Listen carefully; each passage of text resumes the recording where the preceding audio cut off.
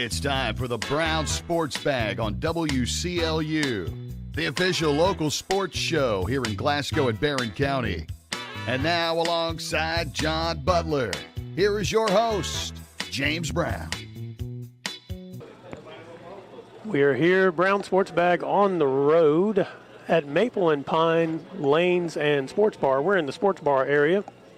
We're doing a draft night special. Usually when we hit the road, we do it pre-football games, high school football games, first couple of weeks of every season, one at Barron County, one at Glasgow. If they have a bowl game, we do it that way. But we decided to try something different and get out here at the sports bar, and I'm here with Chad Fisher with Maple and Pine. We're going to start out by you telling us what you all have going on here. I think last year sometime, Cabby McCoy had suggested I came for the trivia night, and he said, hey, why don't you come do a show here at some point in time? And I'm like, yeah. But Mondays are kind of hard to get them done because of the way his schedule works. So we decided we might try this out, and he said yes. So, Chad, tell us a little bit about Maple and Pine. All right. Well, I'm Chad. I'm one of the co-owners here at Maple and Pine. What we kind of have going on weekly right now is on Monday nights we do our trivia. That starts at 6:30.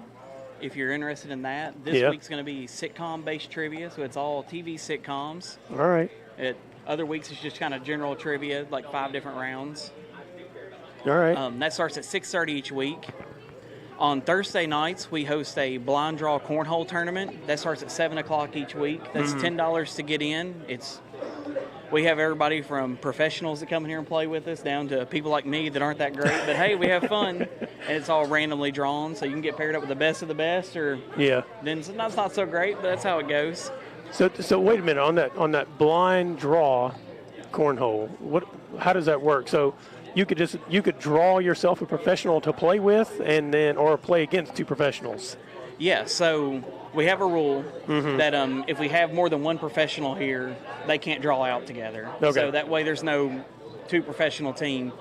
But yeah, we have a couple of guys that travel in from a little bit that if you watch any cornhole on ESPN, you've seen them on there. They're good from this area.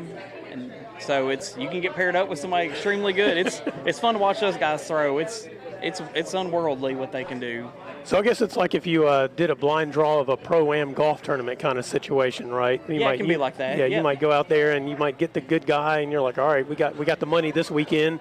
Or you could get the other guy, and you're like, well, somebody else has got the money this weekend. Yeah, it can be good or bad, and it's part of the risk with doing that style of tournament. Yeah. Yep.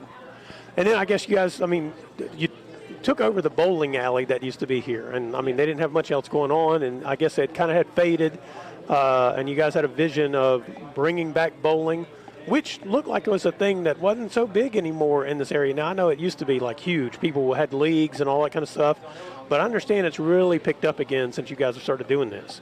Yeah, so we bought this place back in 2021 and opened up again in 2022. And, it's been an amazing turnout. The support we get from the community is awesome.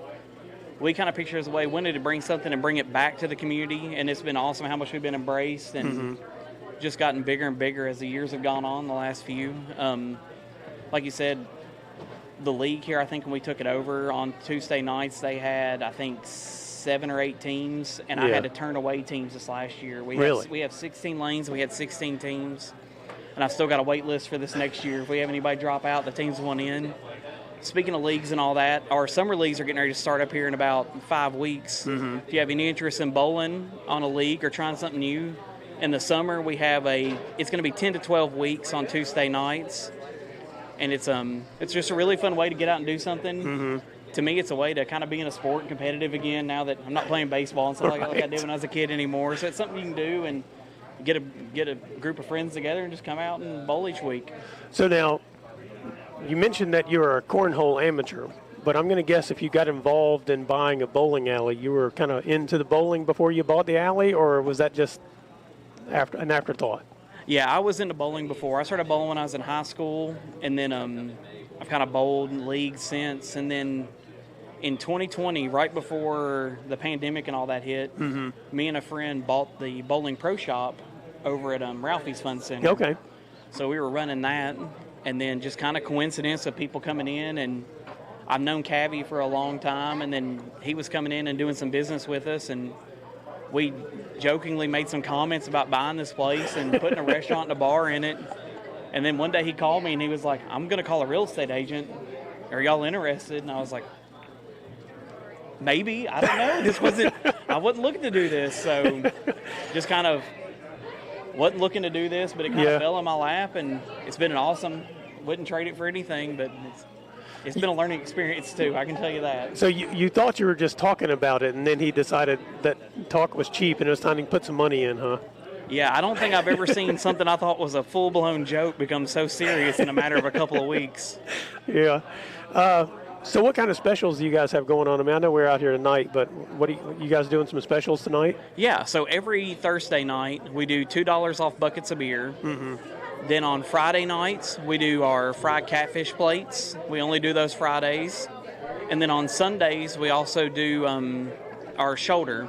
We grill shoulder out back and all that. It's barbecue's huge in this area, but we don't really do barbecue on the weekend. So we're like, we'll do that on Sundays to bring something a little different.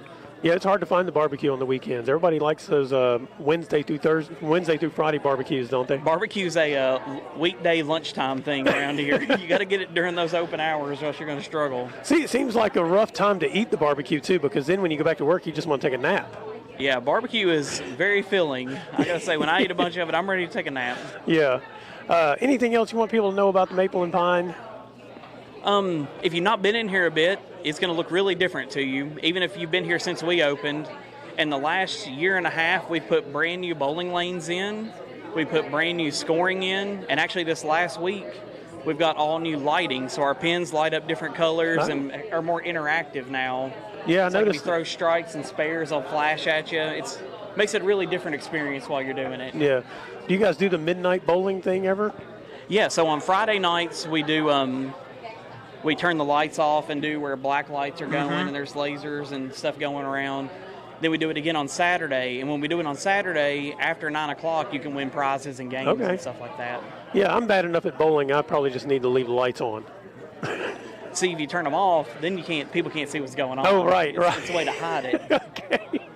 You sneak the bumpers up, right? Yeah, we can sneak them up for you. All right. That's good. All right. Well, Chad, I want to thank you for joining us, and you'll come back a little later. We might ask you some Titans-related questions and more Maple and Pine-related stuff. Sounds good. Thank you all. All right. Well, here's John Butler joining me now to highlight some upcoming draft-related items. Come on right here, John. You mentioned this is your favorite night of television, or at least your favorite thing to watch on television? It's one of them. Okay. Yeah, I love the draft. It's one of my. I don't know really why, but it's just the NFL draft. Yeah. It's not the NBA draft. It's definitely not the baseball draft because you don't know any of these players really. But the NFL draft, a lot of it's because colleges they stay in college, so you know who the guys are too. Yeah. So it's one of my favorite nights. Yes. So, I mean, I enjoy the draft, and I think the thing that I enjoy about the draft is what can happen is, and right now there's not a whole lot of speculation for the trades, but, a lot of years you come in and the team that's got the 1, 2, 3 pick, they're trying to get out of there because they're really trying to collect picks because they need more players. They don't need a player. Not as much speculation on that this year, but that's always the thing I love is because it happens in the moment. It's kind of the action in the moment. You got a 15-minute clock or whatever, but in that clock, a lot can go on. I guarantee you 2 big trades in the first round. Is that right? Yes, that's my call. Now, will they be early, you think? I don't think early. I think after the first probably 9 or 10 picks, I think that's when you're going to see some action. I was looking, every mock draft I looked at, the first 4 players were pretty much the same, looked like to me. There were a couple of speculations of different players there, but it looked kind of locked in at the top. It's when you got to that 5 and on, things started getting a little sketchy because this draft is kind of weird in a way to me. There's not 3 quarterbacks that everybody thinks is going to take at the top, and this has kind of been a thing that's been of late. There's one that everybody believes is going to be taken first.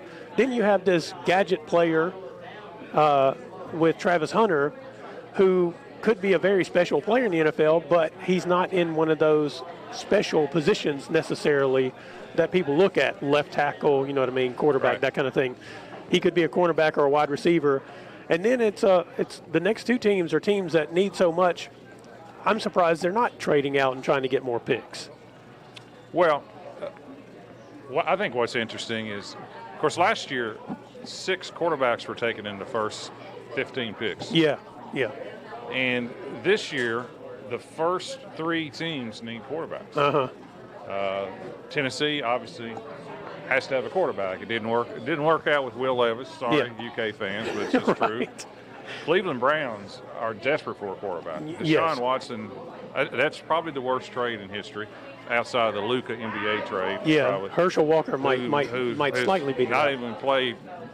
Not only has he played awful, but now he's torn his Achilles, and then he tore it again in rehab. Yeah. They desperately need a quarterback, and the Giants don't have a quarterback. I mean, they've signed Russell Wilson, but I don't think that's long term and things like that. So what's interesting to me is that Cam Ward is going to go to Tennessee. I think that's the easy call. He seems like the universal best pick as a quarterback.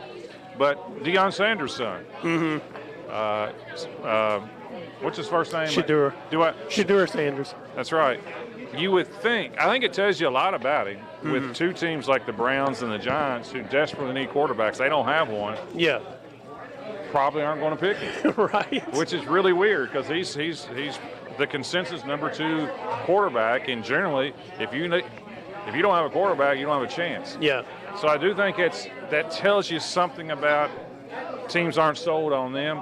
Plus, Travis Hunter and Abdul Carter are considered probably the 2 best players overall in the draft. If you just take away the quarterbacks and so forth. But I'm interested to see where Sanders goes. Yeah. To be honest with you, I think that's going to be pretty interesting. I think one thing about the draft that you can always count on is some team is going to make a mistake of trading up to get a quarterback, then it's not going to work out. That seems to be a thing that happens frequently in the NFL draft. People giving away draft picks to go get a quarterback because they need one, and they just think they can make it work, and it usually just doesn't pan out that way. Well, quarterbacks generally, other than the talent that it takes to play quarterback, it's oftentimes the coaching in the system. Yeah. And, Patrick Mahomes, arguably the best quarterback in the league, was drafted 10th. But he happened to fall with Kansas City with Andy Reid. Yeah, and they didn't need him to play right away. If he was picked number 2 overall, he would have gone to the Bears. And no, we would never hear from him again. How they would have screwed that draft up and so forth. So oftentimes it just depends on the coaching and the system. And it actually, for a lot of quarterbacks, they do you a favor when you fall in the draft because generally you land with a better team. Yeah. Well, and that tells me something about maybe the Browns and the Giants in this situation, that they both need quarterbacks, but maybe they finally have a GM structure or whatever that's making a decision that's better for the team as a whole because they're just picking the best talent that's available to them instead of trying to prove some point about we can bring this quarterback in and make them something. The same GM is at Cleveland and New York, so they haven't changed that, and it's – I don't know. I'll be honest with you. Perhaps they've had some enlightenment in the draft. It's we'll see. I don't know how far Sanders will drop because if he goes past the 2nd and 3rd, then New Orleans is another one that needs a quarterback. Yeah. And they are where? They're at 9? Yeah. I think so far the consensus is he could go at 9 to the Saints or all the way down, 17 to the Steelers, I think? 21. 21 to the Steelers? Yep. I think those are the 2 places a lot of people have kind of looked at saying that's where he could fit. Yeah. And maybe that's just because they believe that the coaching staffs at those 2 locations can weather having the son of Deion Sanders on their football team. Well, that's the other thing. If you draft Sanders and you're a coach that's on their last stand, like the Giants coach and the Cleveland coach, it could easily see Sanders replacing you as a coach the next year. Yeah, you draft his son, and next year that's right. he's got your job. He's been coached by his dad the entire career. Yeah, high school. Yep, all in both college. Places of college and so forth. Yeah, that'd be the other thing. Yeah, well, it'll be fascinating to see how it works out. We're going to take a quick break here. It'll be a couple of minutes. When we come back, we're going to talk about some players with some local interest. We'll talk about Dalvin Smith. He had a pro day at WKU earlier this month, I think it was. and he declared for the draft in December. So we'll talk about that, Louisville players, Kentucky players, that kind of jazz. We'll be right back. Game day just got an upgrade. That's right. Maple and Pine Lanes and Sports Bar has TVs in every corner, so you won't miss a moment of any game. Dig into gourmet burgers, tacos, ribbon and curly fries, all made fresh daily. Save some room for their homemade peanut butter pie. Cold drinks are always flowing, and Monday night trivia keeps things lively. Catch all the games at Maple and Pine Lanes and Sports Bar, where great food, fun, and sports all come together. Located on Park Avenue in Glasgow. Your health is important, and building a relationship with the right primary care provider is key to getting and staying healthy. TJ Regional Health is happy to help you find a primary care provider who is the perfect fit for your family. TJ has primary care providers located across South Central Kentucky who will help you stay healthy and who will be the first to treat any health problems that arise. It's worth your time to find a primary care provider who gets to know you and who becomes a partner in your family's care. The Don Franklin Spring Event is happening right now at Don Franklin Glasgow Nissan. Stop by and check out our selection of Nissan models, including the comfort and sleek style of the Nissan Altima or the rugged capability of the Nissan Rogue. With dealerships all across the Bluegrass, our trusted family is here to serve all of your auto needs, Kentucky. Visit DonFranklinAuto.com or steer your way over to Don Franklin Glasgow Nissan. Driven by family. You'll get more than you expect with McValue at McDonald's. So when you've spent too much on a night out, get deals on the after party. When you've got date night, get deals on favorites that'll make you their favorite. And when you've got family for the weekend, we've got breakfast. Make the most of your morning with any size iced coffee in any flavor, like caramel or French vanilla, for just $1 until 11 a.m. Prices and participation may vary. Cannot be combined with any other offer. Ba-da-ba-ba-ba. Welcome back to the Brown Sports Bag on the road. Draft night special here at Maple and Pine Lanes and Sports Bar. Chad Fisher's dropped by in the first segment to tell us about the things going on here. He'll come back later and we'll chat some more. He's a Titans guy, so I'm sure he'll have some interesting input on the Titans' first pick. Let's talk about some of the players of local interest. And we'll say local, I mean, not just here in Glasgow, but, you know, fans of Kentucky, Louisville, that kind of jazz. And we're going to start with Dalvin Smith. I was looking at, his draft prospects. I think he did pretty well at his pro day at WKU. I think he stood out.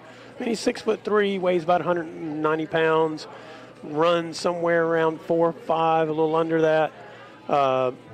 In college, basically, he was like Chris Carter. All he did was catch touchdowns. That's right. Caught a bunch. Yes, he did. I mean, 21 ties him for 5th all-time at WKU, so not a bad time there in college. But he doesn't really have any standout traits probably for an NFL team looking at him at wide receiver. And so he's not listed as on the board. He's listed as an undrafted free agent afterward, and maybe that works out for him. Well, the good thing about being undrafted is that you can kind of pick the team. Yeah. Rather than, when you're drafted, you go to whoever drafts you. Right. But sometimes it kind of works out better sometimes when you're undrafted and you can maybe find a spot that may not have a lot of receivers or tight ends or those H-backs. So sometimes that works out good too.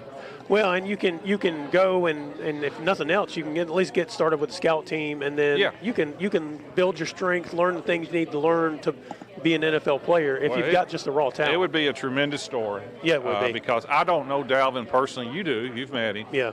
But I've never heard a bad comment about him. No. I mean, he's the thing that he'll have to overcome is, and he's been healthy the last 2 years. Right. But in high school, he had numerous injuries in high school, and I think he got hurt again freshman year in college at WKU. But the last couple of years, he's been very, very healthy. Yeah. He was an incredible athlete. If you just watched him play basketball, right? This is football. I mean, just how athletic he is. Of course, in the NFL, there's a lot of athletic people too. Yeah. But I don't know how many football players that have played in the NFL from this area. Do you know any? Off the top of my head, no. I don't. So it would be an incredible story, and I guess George Fant qualifies. Bowling Green, yeah. But I wish him the best, and I hope he gets a chance. Yeah. And I think he will get a chance. And because his story is really, really it's compelling to pay attention to.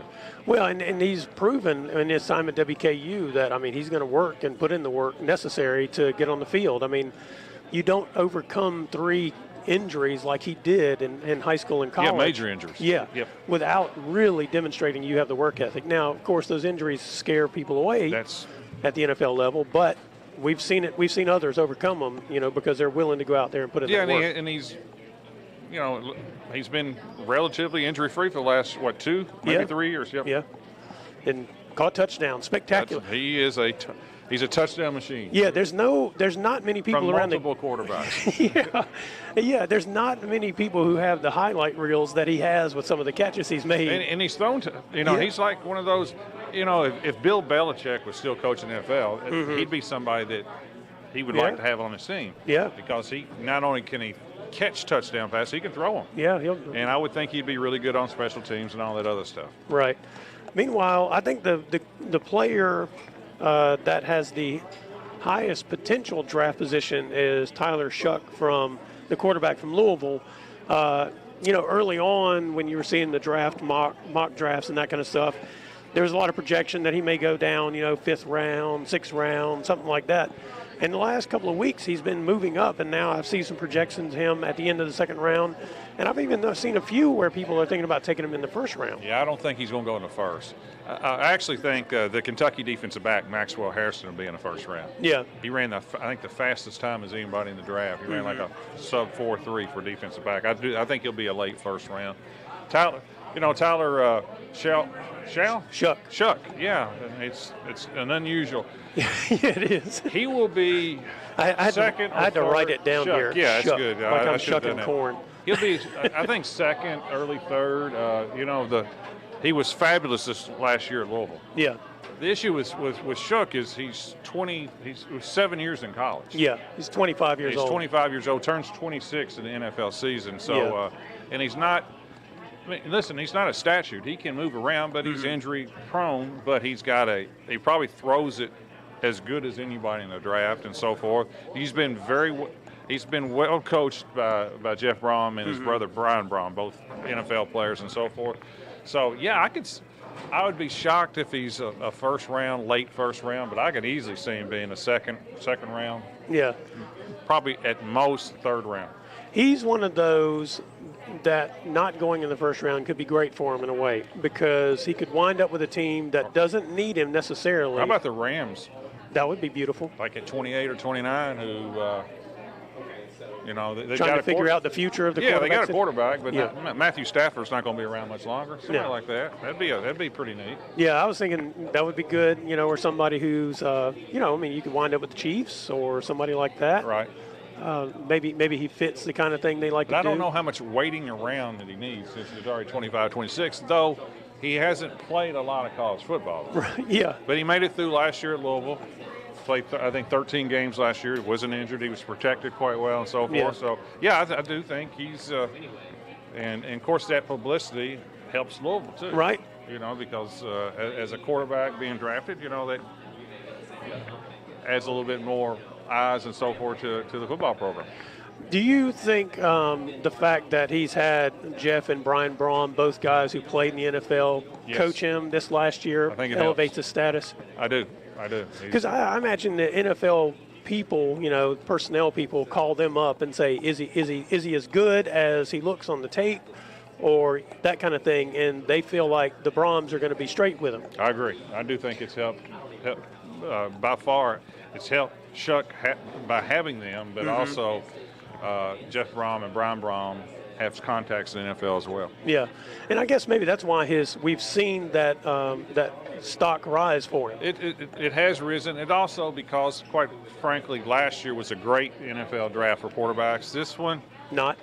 Yeah, if you're going to be bad, and it's not a great year to have a top 3 or 4 pick if you need a quarterback. Yeah. That's kind of last year. Yeah, maybe you can trade whatever you have right now for one of last year's quarterbacks. And I'm not sure Cam Ward is a lock to be a great player either, to be honest with you. So. Not to get too far off track, but one thing about Cam Ward is he's pretty dynamic when you watch him play. But also, at Miami, he kind of had the free reign to kind of do what he wanted to do, and sometimes that did not go well. Yeah, he did. And again, it's the system, and it's the track record right now in Tennessee is a little murky. Yeah. Their last time they had the pick up there at number 2, they picked Marcus Mariota. That didn't really pan out. Not really. It's a new regime. Yeah. I mean, it's the second year under Coach Callahan, but it's still, I think the jury's out. They got rid of a really good coach. They did. New England took him pretty. Mike Vrabel, yeah. So we'll see. Well, you mentioned Maxwell Harrison. Got a lot of buzz, yeah. You think he's a first round? I think he'll be a first round. Yes. Yeah, it's just his defensive back, measurable. He's runs faster than any. Plus, he's got good size. He's like 6 foot, 6'1". Yeah. I definitely think he's probably a first round pick somewhere. And I guess another one up there, Deion Walker. Now, I saw where he might go early in the second round. I think people like his size at 6'7", 331 pounds. That's a big for a defensive lineman. I assume he's on the interior. Yeah. Yeah. Defensive tackle. Yeah. And maybe that's part of what's happening is maybe some people are starting to look at these big defensive linemen because of what the Eagles did last year with running the football. We've gotten some light defensive linemen in the passing age of the NFL. And now maybe more people are focused on trying to run the ball down people's throats. You look at the Lions doing the same thing. So these big linemen, these big interior linemen start to make a comeback. The Gilbert Browns of the world and that kind of stuff, who used to be a staple at defensive tackle in the NFL to clog up the middle. And maybe that's what people are looking at here. Yeah, and it's, those are tough, to me, projections. I can kind of look at a running back or a quarterback or a receiver just as a novice and kind of say, yeah, that guy can play and so forth. Right. It's a lot harder when you're dealing with linemen and so forth. To be honest with you, they all kind of gets blurred. They all kind of look the same to me. Yeah. But there's no question. The NFL last year, their scoring was down. They got much more into the running backs and running game and so forth. And when the trend starts to turn, then you'll need defensive linemen to stop some of the runs and things. Yeah. And I guess another one that kind of stood out was Jamin Dumas-Johnson, linebacker from Kentucky. Never heard of it. I'll be honest with you. What do they call him, JDJ? I've never heard of him. The only Dumas I know is Dumas Walker. So there's a Dumas Johnson. Okay. All right. I don't know, man. He was just one of the people that I was looking at. Don't know him. I didn't remember him either, which is funny that you say that. Yeah. And another one from Kentucky was the center, Eli Cox. I have heard of Eli Cox. Yeah. I don't know if he's any good. But I have heard of him. And then Louisville, is Ashton Gillette. He had a good year last year, defensive end. He had several sacks and so forth. Yeah, and then Quincy Riley, Don't cornerback. know much about Quincy. Yeah, the focus last year was Quincy Jones. Quincy Jones, pretty good music producer there. But I think the focus on Louisville last year was so much on their offense that I think their defense was overlooked a lot of times. Yep. Especially, when you got the Brahms running the offense, that's going to get a lot of attraction, right? And people are going to focus on what they're doing there. But their defense, they had some games that were pretty good, and then there were some games that they were forgettable awful at times. Yes. And so maybe that's why Quincy Riley doesn't really strike your fancy. It didn't jump out, no. And I think the only WKU player that was literally given a draft rating in terms of might get drafted was safety Upton Stout. I think WKU's his fourth team he's played on, third team he's played on. That's not very many anymore. No. He's these guys flip around. This isn't basketball. You ain't got to. Oh, it's football too. Yeah, but I think those were kind of the people that stood out. But that's interesting that you said that about Hairston because I did not see that he was listed as a potential first-round pick. So that you may have nailed the big one of the night there, Maxwell, first round. There you go. But, if he's got all those skills that you're looking for, the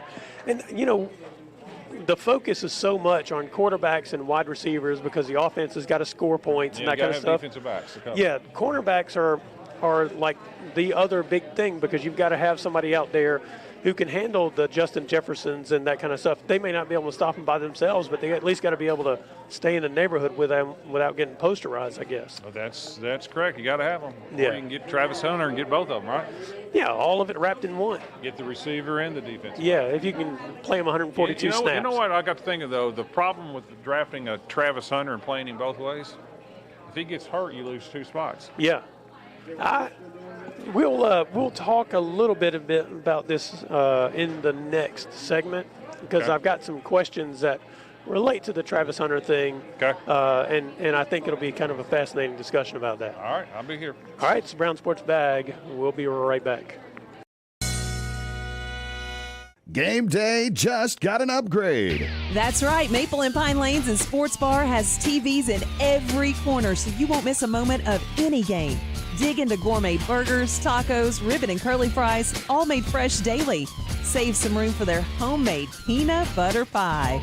Cold drinks are always flowing, and Monday night trivia keeps things lively. Catch all the games at Maple and Pine Lanes and Sports Bar, where great food, fun, and sports all come together. Located on Park Avenue in Glasgow. Your health is important, and building a relationship with the right primary care provider is key to getting and staying healthy. TJ Regional Health is happy to help you find a primary care provider who is the perfect fit for your family. TJ has primary care providers located across South Central Kentucky who will help you stay healthy and who will be the first to treat any health problems that arise. It's worth your time to find a primary care provider who gets to know you and who becomes a partner in your family's care. The Don Franklin Spring Event is happening right now at Don Franklin Glasgow Nissan. Stop by and check out our selection of Nissan models, including the comfort and sleek style of the Nissan Altima or the rugged capability of the Nissan Rogue. With dealerships all across the Bluegrass, our trusted family is here to serve all of your auto needs, Kentucky. Visit DonFranklinAuto.com or steer your way over to Don Franklin Glasgow Nissan. Driven by family. You'll get more than you expect with McValue at McDonald's. So when you've spent too much on a night out, get deals on the after party. When you've got date night, get deals on favorites that'll make you their favorite. And when you've got family for the weekend, we've got breakfast. Make the most of your morning with any size iced coffee in any flavor, like caramel or French vanilla, for just $1 until 11 a.m. Prices and participation may vary, cannot be combined with any other offer. Ba-da-ba-ba-ba. Welcome back to the Brown Sports Bag on the road at Maple and Pine Lanes and Sports Bar. We're in the Sports Bar area. You should come visit us. They've got food. They've got drinks if you're in the drinks. You can get them alcoholic and non-alcoholic. Got TVs. They got TVs, all the TVs you could possibly want. We got 2 or 3 of them. Yeah, I think we got 3 with draft coverage on them coming up. The draft officially begins in 27 minutes and 43 seconds. It's counting down up here. Tennessee will be on the clock. They will be on the clock, and they, unless something strange happens, they'll be on the clock for just a minute. Doubt it. They generally will take that whole time. Why do they do that? They just got to wean their time, Ride the clock out, huh? Yeah. We were talking about the Travis Hunter thing on the way out of that last segment. The fact that he wants to play cornerback and wide receiver. And the report from the Browns was they see him as a wide receiver first and then putting him in some corner packages. Right. And my thought was, that's all well and good, but who's going to throw him the football at wide receiver?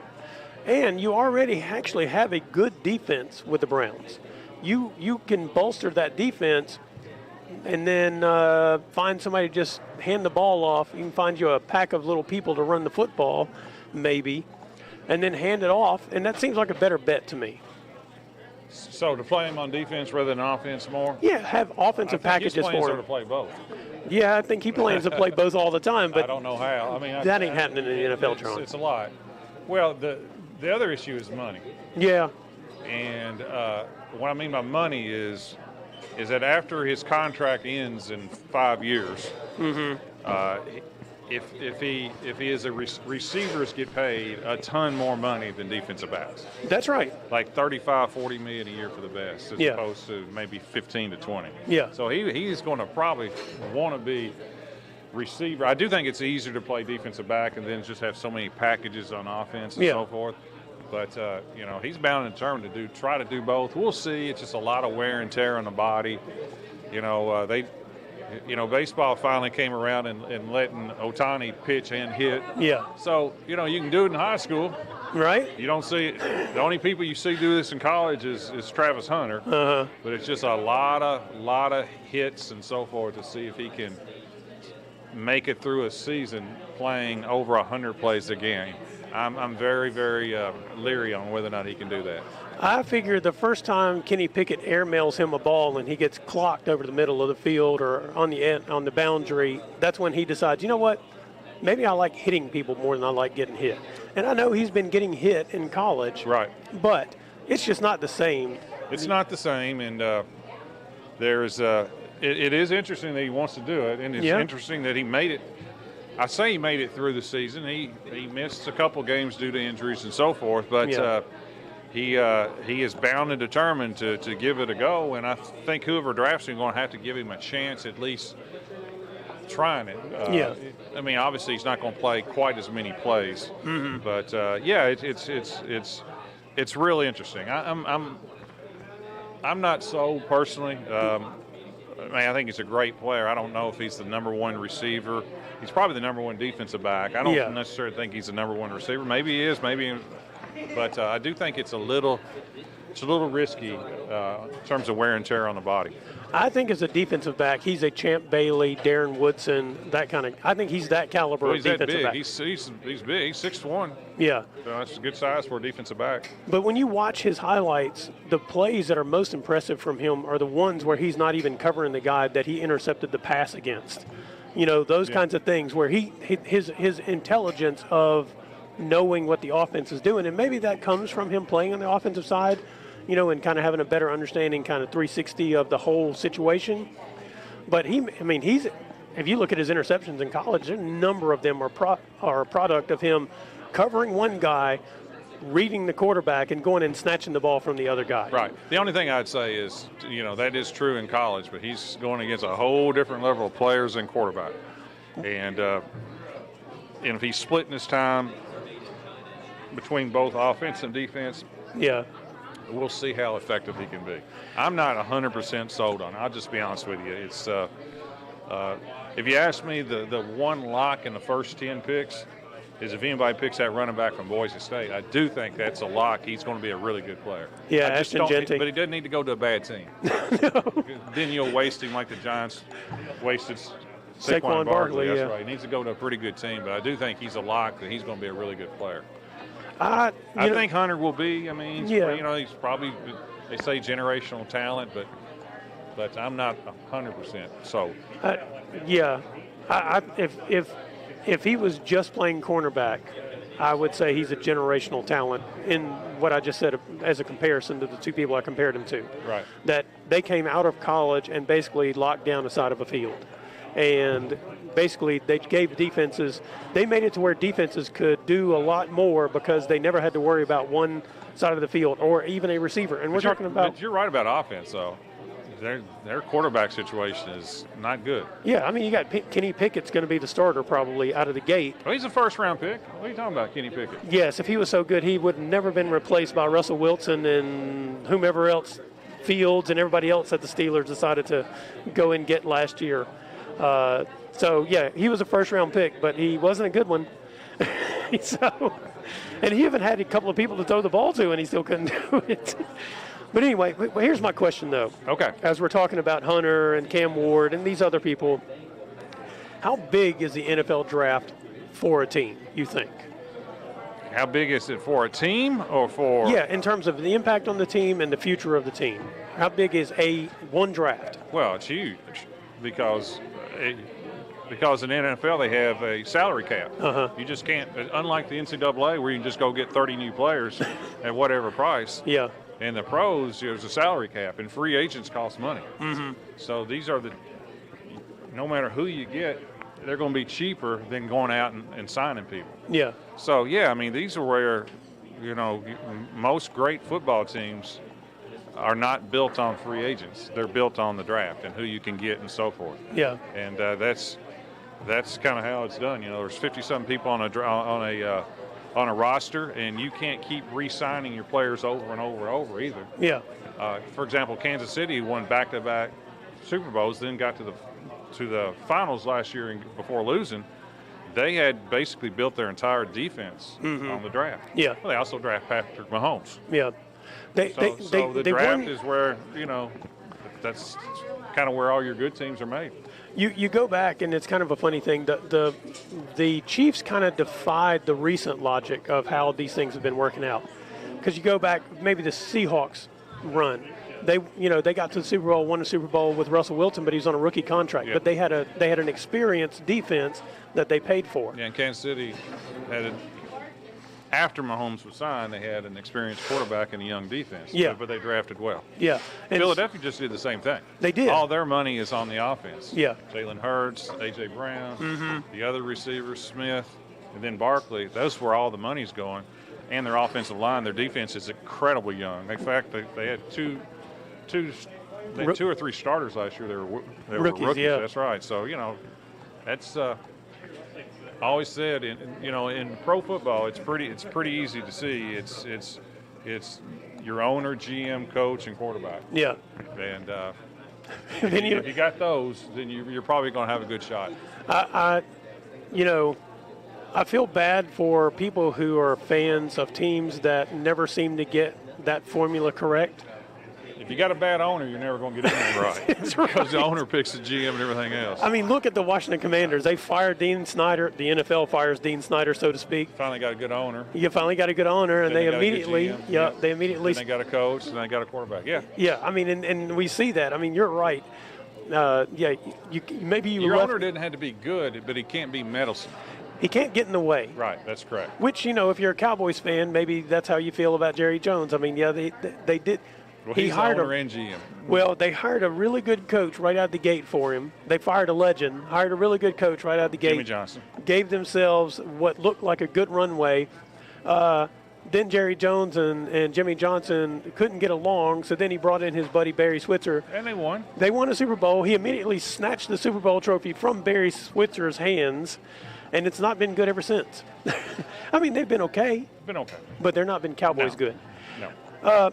Another thing, how many players in the NFL have an immediate impact on their teams, meaning players from the draft, do you think? Have an immediate impact? Yeah, because my point is, Cam Ward will. He'll be the starting quarterback. Now, how many wins? I don't know. Yeah. That's a good question. I have no idea. Probably the biggest impact may be the people who are drafted a little bit later for teams that really need the particular spot or player. Right. They may have a bigger impact on. Will Travis Hunter have a huge impact next year on the Browns? No, because the quarterback's so bad. Yeah. Will Abdul Carter have a big impact with the Giants if that's who they go with? Not next year. No. So, I think sometimes it's the more you drop. Now, ask that question 2 or 3 years from now. Right. Then I think you'll find out. Yeah. Well, and it goes. Last year with Washington. Daniels completely turned that franchise around. Yeah. He's better than the number 1 pick, right? Yeah, he is. Certainly proved to be in the moment. And he's another guy that had some questions about his health and that kind of stuff and the way he played because he didn't get out of the way of getting hit. But he could throw it. But he could throw it, and he just has that moxie about him that you need from your quarterback, I think. Yeah, you got to have that. And you also have to be able to throw. I'm just not a big fan of drafting quarterbacks who don't play all that great in college. Yeah. And I really don't like quarterbacks that can't throw. It's kind of weird to say that, but there have been some, like Indianapolis drafting Anthony Richardson. Yes. Who is not very good at Florida, and he couldn't throw, and he's the same way, He can chuck it a country mile. He was the 5th pick. So, these teams sometimes make strange decisions. That leads me to my next question for you. How many players can you think of that have been like immediate impacts? Because you just mentioned Jaden Daniels, in his rookie year. But the other thing you mentioned was the fact that Andrew Luck. Yeah, Andrew Luck. Sometimes we got to wait a little while to see what kind of impact a person has. Sometimes those guys do come in and immediately they're really good, but they are. Well, the MVP of the Super Bowl last year was the defensive back from Philadelphia. Yeah. He was a rookie. Yeah. The defensive back from Iowa, DeJean. Yeah. Cooper DeJean. That's correct. He had a big impact. Yeah. So, I mean, there are those. Sometimes running backs can instantly pop. Yeah. there are those that stand out. I mean, can you think who are the ones that, like, just going back in your memory, you're like, all right, their rookie year, we knew they were it. Ben Roethlisberger got them to the Super Bowl. You know what? He is a rookie good year. one because a lot of people didn't see that coming, but he was what I remember about him was he was big and not particularly athletic, but he could actually run with the football out of pressure. He was like immediately coming to the NFL good at doing that. Right. And he had a big arm. He did. And he made the biggest play of his entire career. Right. And he was at the right Colts. franchise, too. He was. You know, they had something built for him to plug into. Yep. But it's rare. You don't see it. I mean, big impact generally has to be through the quarterback, right? Yeah. And most rookie quarterbacks traditionally have not been great. Right. Sometimes off. Troy Aikman won one game. Yeah. Peyton Manning threw over close to 40 interceptions. Yeah, I was going to say Peyton Manning was not one of those. He was not very good. Yeah. Tom Brady never saw the field. Yeah. You know, so was Aaron Rodgers. He sat for 3 years. Yeah. So it's all kind of it's rare that they have a huge impact. You know, probably the best recent one is Daniels last year for Washington. Yeah. Well, before you have to get out of here, what are the things you're looking forward to tonight? I like the whole thing. I'll be honest with you. I do. I'm really interested in where Sanders goes. Yeah. I'm fascinated. You know, with Cleveland and Giants and the second and third pick, will they pass on, like they say, on a quarterback, in which they need a quarterback, which just seems weird to me. So that tells me they don't like any of the quarterbacks. Yeah. And just that's and then the trades. I kind of like the trades. Just like I said, I know a lot. I'm familiar with a lot of the players, not the linemen. Don't know. I couldn't tell you a line. They could walk into this bar restaurant right now, and the only thing I can say, that's a big dude. But I wouldn't know if he's. I hope he's an player. offensive lineman. That's right. So I don't know those type, but still, it's a. And plus, the NFL does a great job. Yeah. Believe me, it's the TV. It's just they know how to do it. Yeah, it's great. They're in Green Bay at 55 degrees. Yeah, 55 degrees at Lambeau Field. At Lambeau Field, historic Lambeau Field. Lots of people like to make that journey up there from this neck of the woods to watch games with the Packers there. I'm always impressed by the people who want to go up there in December. Seems like a bad idea, but nonetheless. Yeah, not I. Not you. No, not me. All right, this is Brown Sports Bag here at Maple and Pine. We're going to take a quick break, and we'll be right back. Game day just got an upgrade. That's right. Maple and Pine Lanes and Sports Bar has TVs in every corner, so you won't miss a moment of any game. Dig into gourmet burgers, tacos, ribbon and curly fries, all made fresh daily. Save some room for their homemade peanut butter pie. Cold drinks are always flowing, and Monday Night Trivia keeps things lively. Catch all the games at Maple and Pine Lanes and Sports Bar, where great food, fun, and sports all come together. Located on Park Avenue in Glasgow. Your health is important, and building a relationship with the right primary care provider is key to getting and staying healthy. TJ Regional Health is happy to help you find a primary care provider who is the perfect fit for your family. TJ has primary care providers located across South Central Kentucky who will help you stay healthy and who will be the first to treat any health problems that arise. It's worth your time to find a primary care provider who gets to know you and who becomes a partner in your family's care. The Don Franklin Spring Event is happening right now at Don Franklin Glasgow Nissan. Stop by and check out our selection of Nissan models, including the comfort and sleek style of the Nissan Altima or the rugged capability of the Nissan Rogue. With dealerships all across the Bluegrass, our trusted family is here to serve all of your auto needs, Kentucky. Visit DonFranklinAuto.com or steer your way over to Don Franklin Glasgow Nissan. Driven by family. You'll get more than you expect with McValue at McDonald's. So when you've spent too much on a night out, get deals on the after party. When you've got date night, get deals on favorites that'll make you their favorite.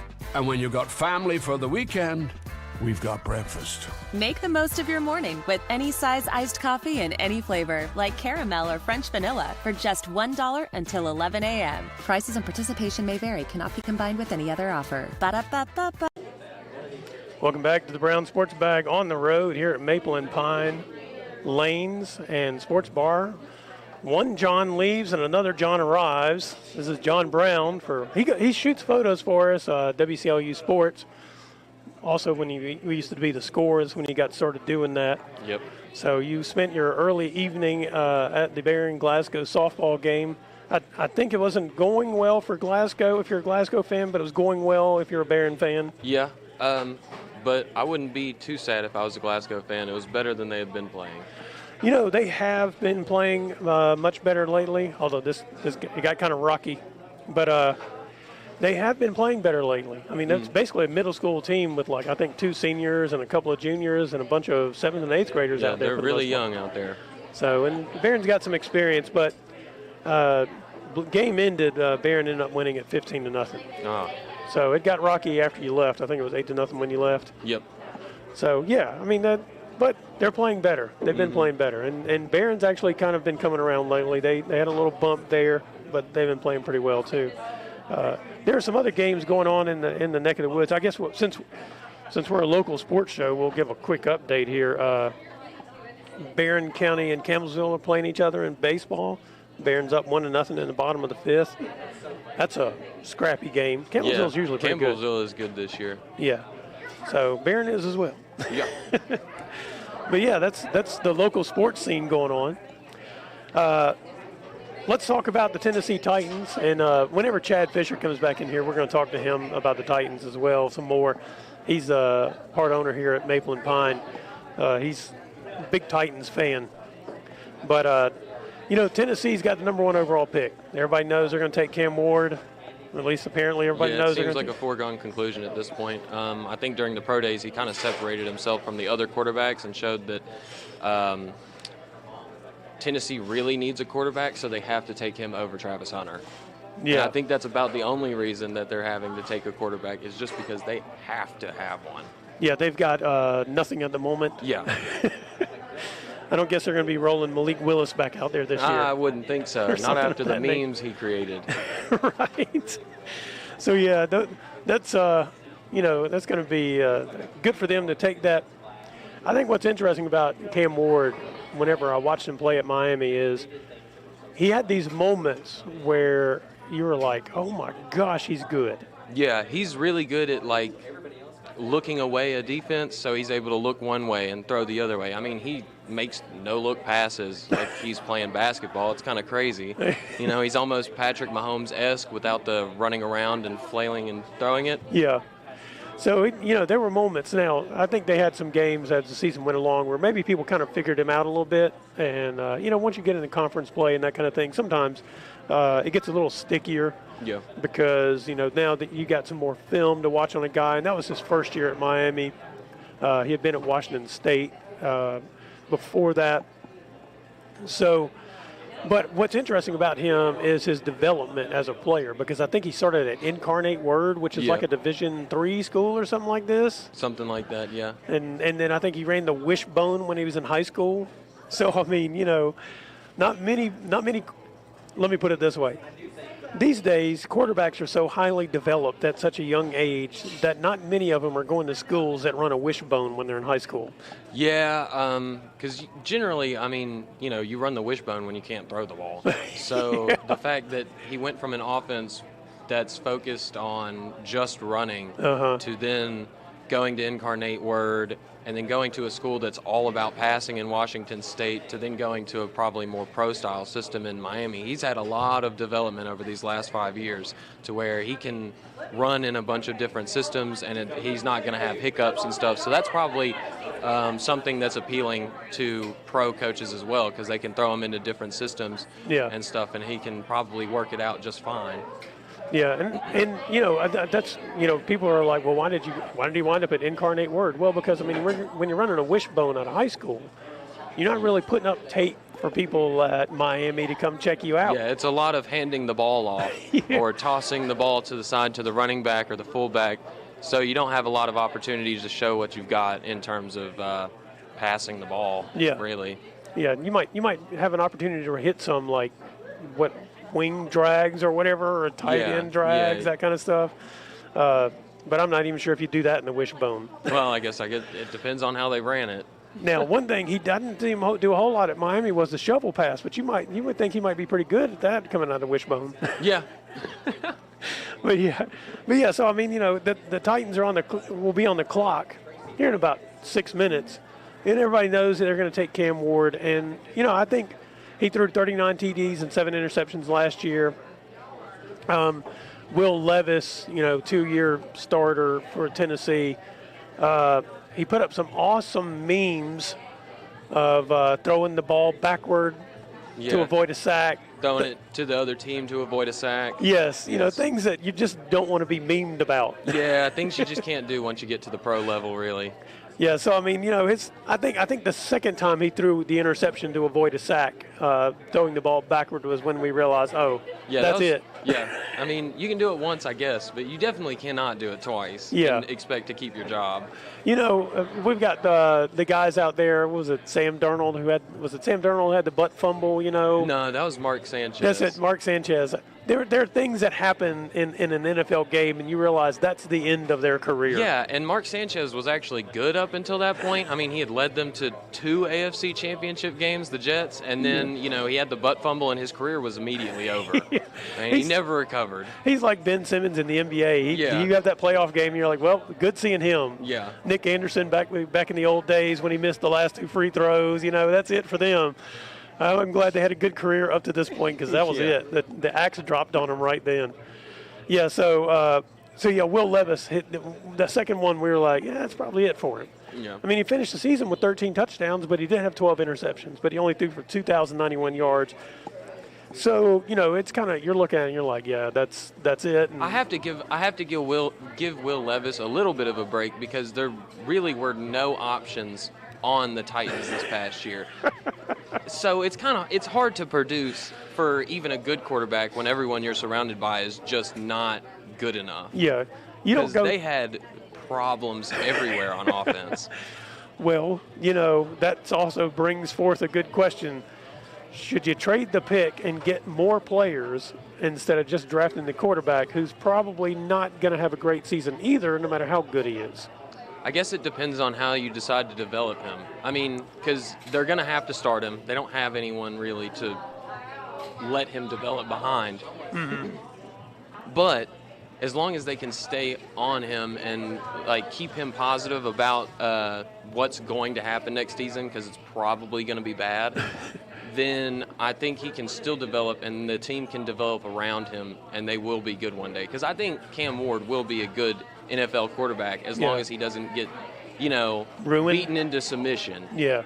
So I think that's the biggest worry with the Titans. The last time they took a quarterback this high in the draft or close to this was Marcus Mariota. They took him number 2. They were awful. Yeah. And they stuck him out there, and he could have been good, except that they were so bad that we got nothing. We never got a chance to see anything out of him. Then he got hurt, and you could tell he lost his confidence, and he moved on. He's had some flashes other places since then, but, he kind of got ruined by the fact that he went to a bad team, and the team was bad in every way. It does happen a lot in the NFL. That is quite the trend, where bad organizations in particular put out their young quarterback just for them to get beat up and then traded, just like Justin Fields. Yeah. Well, Justin Fields, he might be a special case in some ways. Maybe. I mean, maybe he also wasn't good enough. I did see a game last year, not to get too far off track, I did see a game last year where they put him in for Russell Williams with the Steelers, knowing he was going to run the ball. The sole objective, it was on 4th down, was to get the first down, and he slid a yard short. Wow. And I saw that, and I was like, that might be the problem. He just seems to not really pay attention to the most critical details. He could be scared of getting hit at this point from being on the Bears. Yeah, he did get blasted quite a bit. Real quick before we get Chad in here, the other local team that people around here seem to pay attention to is the Cincinnati Bengals. Their offense was really good. Their defense was terrible. If their defense had been good at all, they probably could have made a decent run. Yeah. And I think they're projected to pick a defensive end, Mike Green from Marshall, at pick 17. At least one of the mock drafts has this. And so, he could be really good. He's really young. He's 21. He's massive at 6'3", 251 off the edge.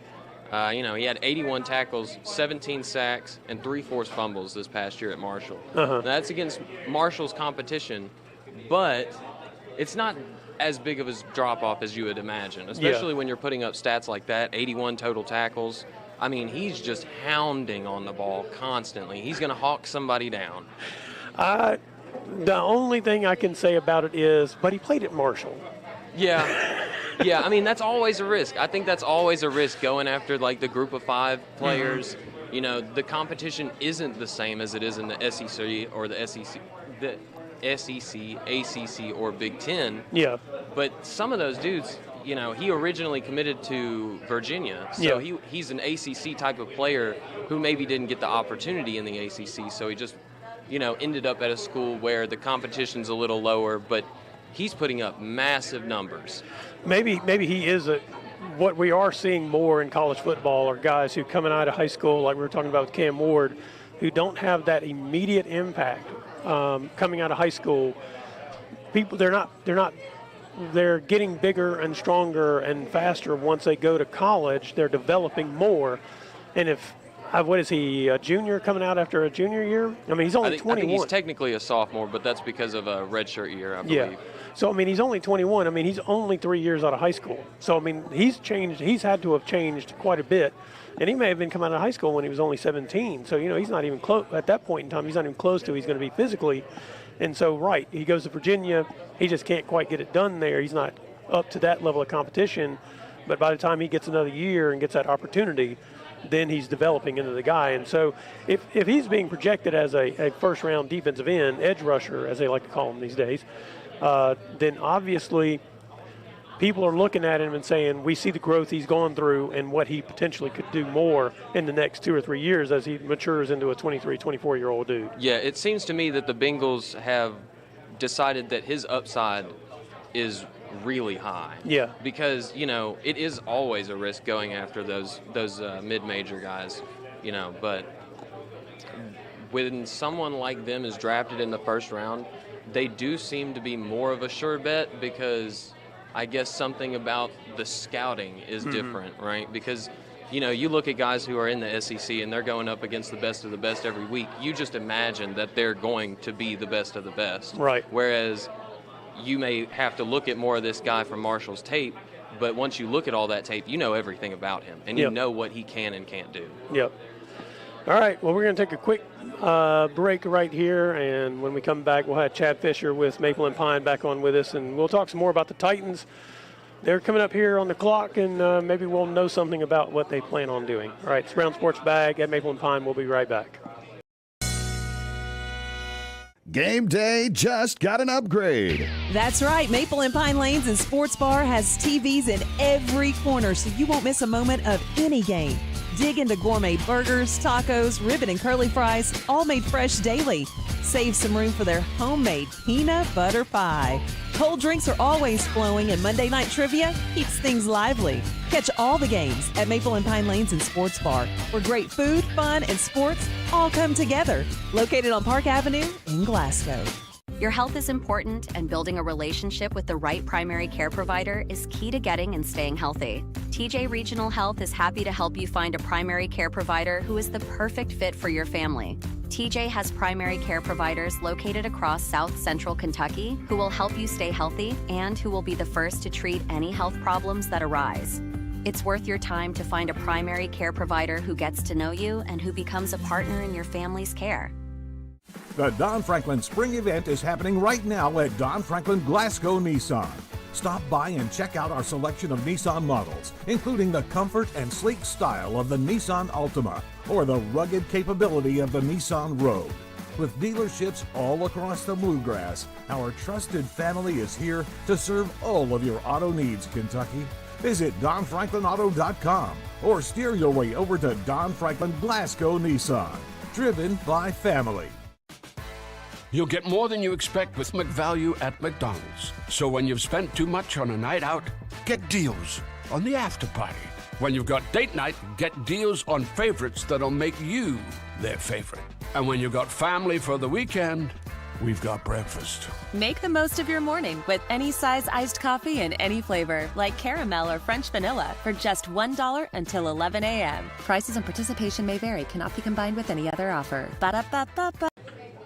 Welcome back to the Brown Sports Bag, Maple and Pine Lanes and Sports Bar. We're in the Sports Bar area with Titans fan Chad Fisher and part owner. We had you on at 6 o'clock, when people were not yet probably tuning in quite yet because they were like, oh, wait, I forgot about that. It takes them 5 minutes to get anywhere. You probably deal with that. So I wanted to, again, let you have the opportunity to tell us a little bit about what you guys have going on here. I know you guys decided to start doing this in 2021, right? Now you have cornhole going on out here on a Thursday night. You can come by and get smoked by a professional that you see on TV. They got bowling leagues that you guys have going on Tuesday nights, is that right? You got your summer leagues coming up. So just give us a little more information about that kind of stuff. How people, if they want to get involved in this stuff, what do they need to do? Yeah. All right, so if you're interested in getting into a bowling league, summer leagues are a great place to start. They're shorter. It's going to be 10 weeks long. It'll start on Tuesday nights. They start at 6:30 each week. Like I said, summer leagues are kind of a cool way because they're shorter. They're a good way to get introduced to it and all that. That'll be starting up here in probably about 5 or 6 weeks. Look out on our Facebook page for an exact date on that. We're trying to figure that out at the moment. Then if you're interested in cornhole or anything like that, we do blind draw cornhole every Thursday night. It starts at 7 o'clock. We're getting ready to get that going now out here. We've got about 50 people out here tonight playing. Wow. Like I said, there's everything from beginners that don't play at all, and then everything to, we got guys that play on ESPN. If you ever catch cornhole on there, it's real fun watching those guys throw, and it's a good mix. You can everybody can be competitive because if you get a good partner, it doesn't matter how good you are. It's a fun time. Tell them I'm going to be leaning on you tonight. Yeah, don't be leaning on me. And then, of course, you guys have food here. You got maybe, I don't know if you bought your food specials, but I think you have Thursday night, was it $2 off buckets? Is that what it is? Every Thursday night we do $2 off buckets of beer. Then Friday nights we have our fresh fried catfish plates. Mm-hmm. Then Sundays we do shoulder. We call it shoulder Sundays. Yeah. Yep. So okay, we know what the meats are. What are your sides on these plates? Okay. Yeah, our sides. So first of all, everything we do here we do fresh. We don't buy anything frozen. We make everything from scratch. We do. We have ribbon fries, which are kind of like a homemade potato chip. We take whole potatoes and run them through a cutter, and they're sort of like a big potato chip sort of thing. I've had them. They're yummy. That's my go-to. Then we got curly fries, which are more of a traditional fry, but still not quite. They don't get quite as crunchy as like a McDonald's or a fry like that. But that's part of having a fresh cut fry instead of something that's been frozen. Mm-hmm. We have our homemade slaw, baked beans, and we also do pasta salad. Okay, pasta salad. Now that one I didn't expect. People wanted something a little bit different, so we were like, well, I kind of like, we were tossing around ideas, and somebody mentioned pasta salad, and I was like, I would order pasta salad. There you go. And it's been a pretty good staple for us since we did it. So who are your cooks then that take care of all this? So our main guy in the kitchen, his name's Roger. I call him Chef Raji. Yeah. He's really good. He's I don't know what we do without him. He's a very hands-on person. All this stuff, like we had ideas of what we were doing, and he's kind of adapted them a little bit. And he's shown us a lot since he's come on, and he's I mean, our staff in the kitchen's great. They all work really good, and he does a great job of heading it up. So if you ever see Chef Raji around, tell him good job. I think people don't really think about that part, do they? That if you're going to open a bar and serve food and that kind of stuff, you can just do what, just the traditional kind of old, what you get at any bar and all that. But if you really want to make a hit, you got to have something that's your own, don't you? Yeah, that's what we were tossing around ideas when we were doing this. We're like, what do we want to do food-wise? I remember one of the first things that Cavi mentioned, he was like, I want somewhere, like I always like somewhere that has like a really good fried bologna sandwich. So we were like, all right, so that was one of the things we did quick. And I went to a couple places that were out of town that were specializing in, like, they did tacos, but they're not your traditional tacos. Like you're not getting like just meat and cheese. Right. And I was like, there's nothing in Glasgow like that. It's like if somewhere actually wanted to make handmade, fresh, really good burgers and then do these kind of like different taco takes and stuff, I think that would separate us apart a little bit. Yeah. And we we got out Cavi's Blackstone Grill and just started making stuff. We were like, that's what we're going to be cooking on is a flat top, so let's figure that out. And we made a bunch of it, and we were sitting there like, this could work. This is good. Like, yeah. A lot of people ask us like what it is that we do different. And I tell them it's amazing what a difference in buying like fresh ground beef and all that. Like, I got to shout out Phillips Market does wonders for us. They're our meat people, and it's nice having local people that are doing that kind of stuff. Now, I'm going to give you an opportunity here as a Titans fan to tell me what you really think about them taking Cam Ward with that number 1 pick. Well, I'm not what you would call a Titans fan to start. But I'm a Colts fan, but I'm not a Titans hater. That's right. But you told me that earlier, so I didn't mean to confuse you. No, yeah, but you're we were good. talking about the But Titans I do earlier. think these days when it comes to football, if you don't have a quarterback, you can't be competitive. Mm-hmm. And when I look at the quarterbacks this year, I think Cam Ward is the one to take. So you kind of just got to – it's like the lottery. When you got the first pick, you've got to take your chance. And I think that's the right pick for him. Whether it works out, it's a different story, but you got to take your shot. Now, I've got this little sheet here talking about Colts. See, it looks like they might take Tyler Warren tight end for Penn State. My hope is that they do. That is a pick that I'd seen projected, and I hope they do. I think a tight end would do wonders for them as a team. Yeah. Of course, a lot of that depends on if Anthony Richardson can kind of pull it together and be what people think he could turn out to be. If this tight end can run a 4.2 40 and run by everyone, I think Anthony Richardson can hit him. Because he can chuck it a country mile. He can throw it a mile. Where it's going is always a little bit of a question. And if he can stay on the field is the other question. Yeah. But, I mean, he has a cannon. Yeah. He's a pretty exciting guy to watch, but he's exciting in the same way that I think about Jameis Winston as being exciting. You really don't know what's going to happen. Yeah, Jameis will have a game where you think, this dude should be the face of a franchise. Then the next game, you're like, this dude should not be in the NFL. It's a wild – he is literally a roller coaster. And I got to say, 2 years with Anthony Richardson, I can very much feel that this is a roller coaster. Yeah, you're like, okay, I see how the Buccaneers fans felt now with him out there. You see there's so much possibility in his game. Yeah.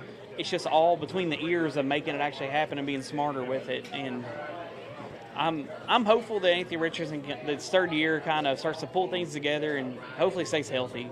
Well, and that's a big part of it when you have a guy like that. I mean, they can run around, that kind of stuff. They're going to take some hits, and that's the thing you always have to worry about. You kind of cringe. That's like the Washington fans with Jaden Daniels. You're like, ooh, I don't know. Yeah, it's I was very impressed with Jaden Daniels last year. I thought that was a good pick last year when they grabbed him. Like in fantasy football, I picked him up as a backup quarterback. And people were kind of looking at me like, why are you doing that? There's other guys like, I just think he could be good. And I mean, it paid off big for me last year. And I think. How many weeks did you go before you put him as your starter? I think like 4. Yeah. It didn't help that Anthony Richardson's my number 1, and he became pretty obviously not the guy. So you went homer out of the gate, and then you were like, oh. Our fantasy football league is absolute chaos. You can start 2 quarterbacks, and it's 12 teams. And by the end of the second round, there's not a quarterback you want on your team left. It is the worst fantasy football league to ever exist. I hate every bit of it, but I've been in it now for like 13 years, and every year I complain about you put too much in now, you can't get out. Yeah, this is the worst fantasy football league to ever exist because one year my buddy Ben drafted Matt Stafford with the 2nd pick. Should have never been a 2nd pick, and since then it's been terrible. So I blame Ben. Yeah, he appreciates the strays he's catching right now. Hope you're listening, Ben. Anything else from Maple and Pine you want to know, or got any more draft expertise here you want to lay on us? I don't have draft expertise. Couple things I'd like to mention before I hop off. Yeah. Every Monday night at 6:30 we do trivia here. It's an awesome turnout. Yep. This week, if you're interested, we're doing sitcom trivia, so it's all going to be TV sitcoms. Other than that, that's the other big thing. If you're interested in bowling, come out here, holler at us, shoot us a message on Facebook. That's a great way to contact us. You'll be talking to me if you send a message on there. I'll respond to you and get your information. But we'd love to have you come out here and join us. All right. Well, thanks, Chad. Thank you all. Thanks for having us out. All right, this is Brown Sports Bag here at Maple and Pine Lanes and Sports Bar, talking about the NFL Draft, and we'll be back here in just a bit.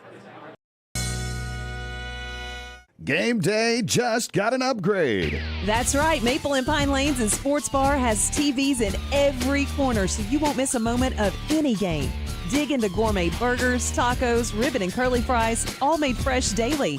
Save some room for their homemade peanut butter pie. Cold drinks are always flowing, and Monday Night Trivia keeps things lively. Catch all the games at Maple and Pine Lanes and Sports Bar, where great food, fun, and sports all come together. Located on Park Avenue in Glasgow. Your health is important, and building a relationship with the right primary care provider is key to getting and staying healthy. TJ Regional Health is happy to help you find a primary care provider who is the perfect fit for your family. TJ has primary care providers located across South Central Kentucky who will help you stay healthy and who will be the first to treat any health problems that arise.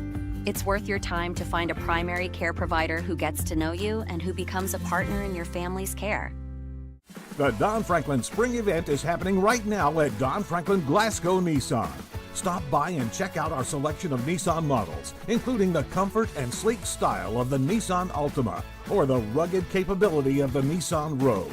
With dealerships all across the Bluegrass, our trusted family is here to serve all of your auto needs, Kentucky. Visit DonFranklinAuto.com or steer your way over to Don Franklin Glasgow Nissan. Driven by family.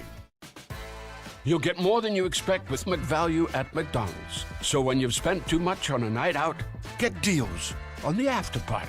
When you've got date night, get deals on favorites that'll make you their favorite. And when you've got family for the weekend, we've got breakfast. Make the most of your morning with any size iced coffee in any flavor, like caramel or French vanilla, for just $1 until 11 a.m. Prices and participation may vary, cannot be combined with any other offer. Ba-da-ba-ba-ba. Welcome back. Brown Sports Bag on the road. Special draft night here at Maple and Pine Lanes and Sports Bar. James Brown, John Butler was here earlier, but he had to skedaddle out of here so he could go get on his couch or recliner or whatever and actually he watch had to get comfortable. Yes, he had to get comfortable. That's right.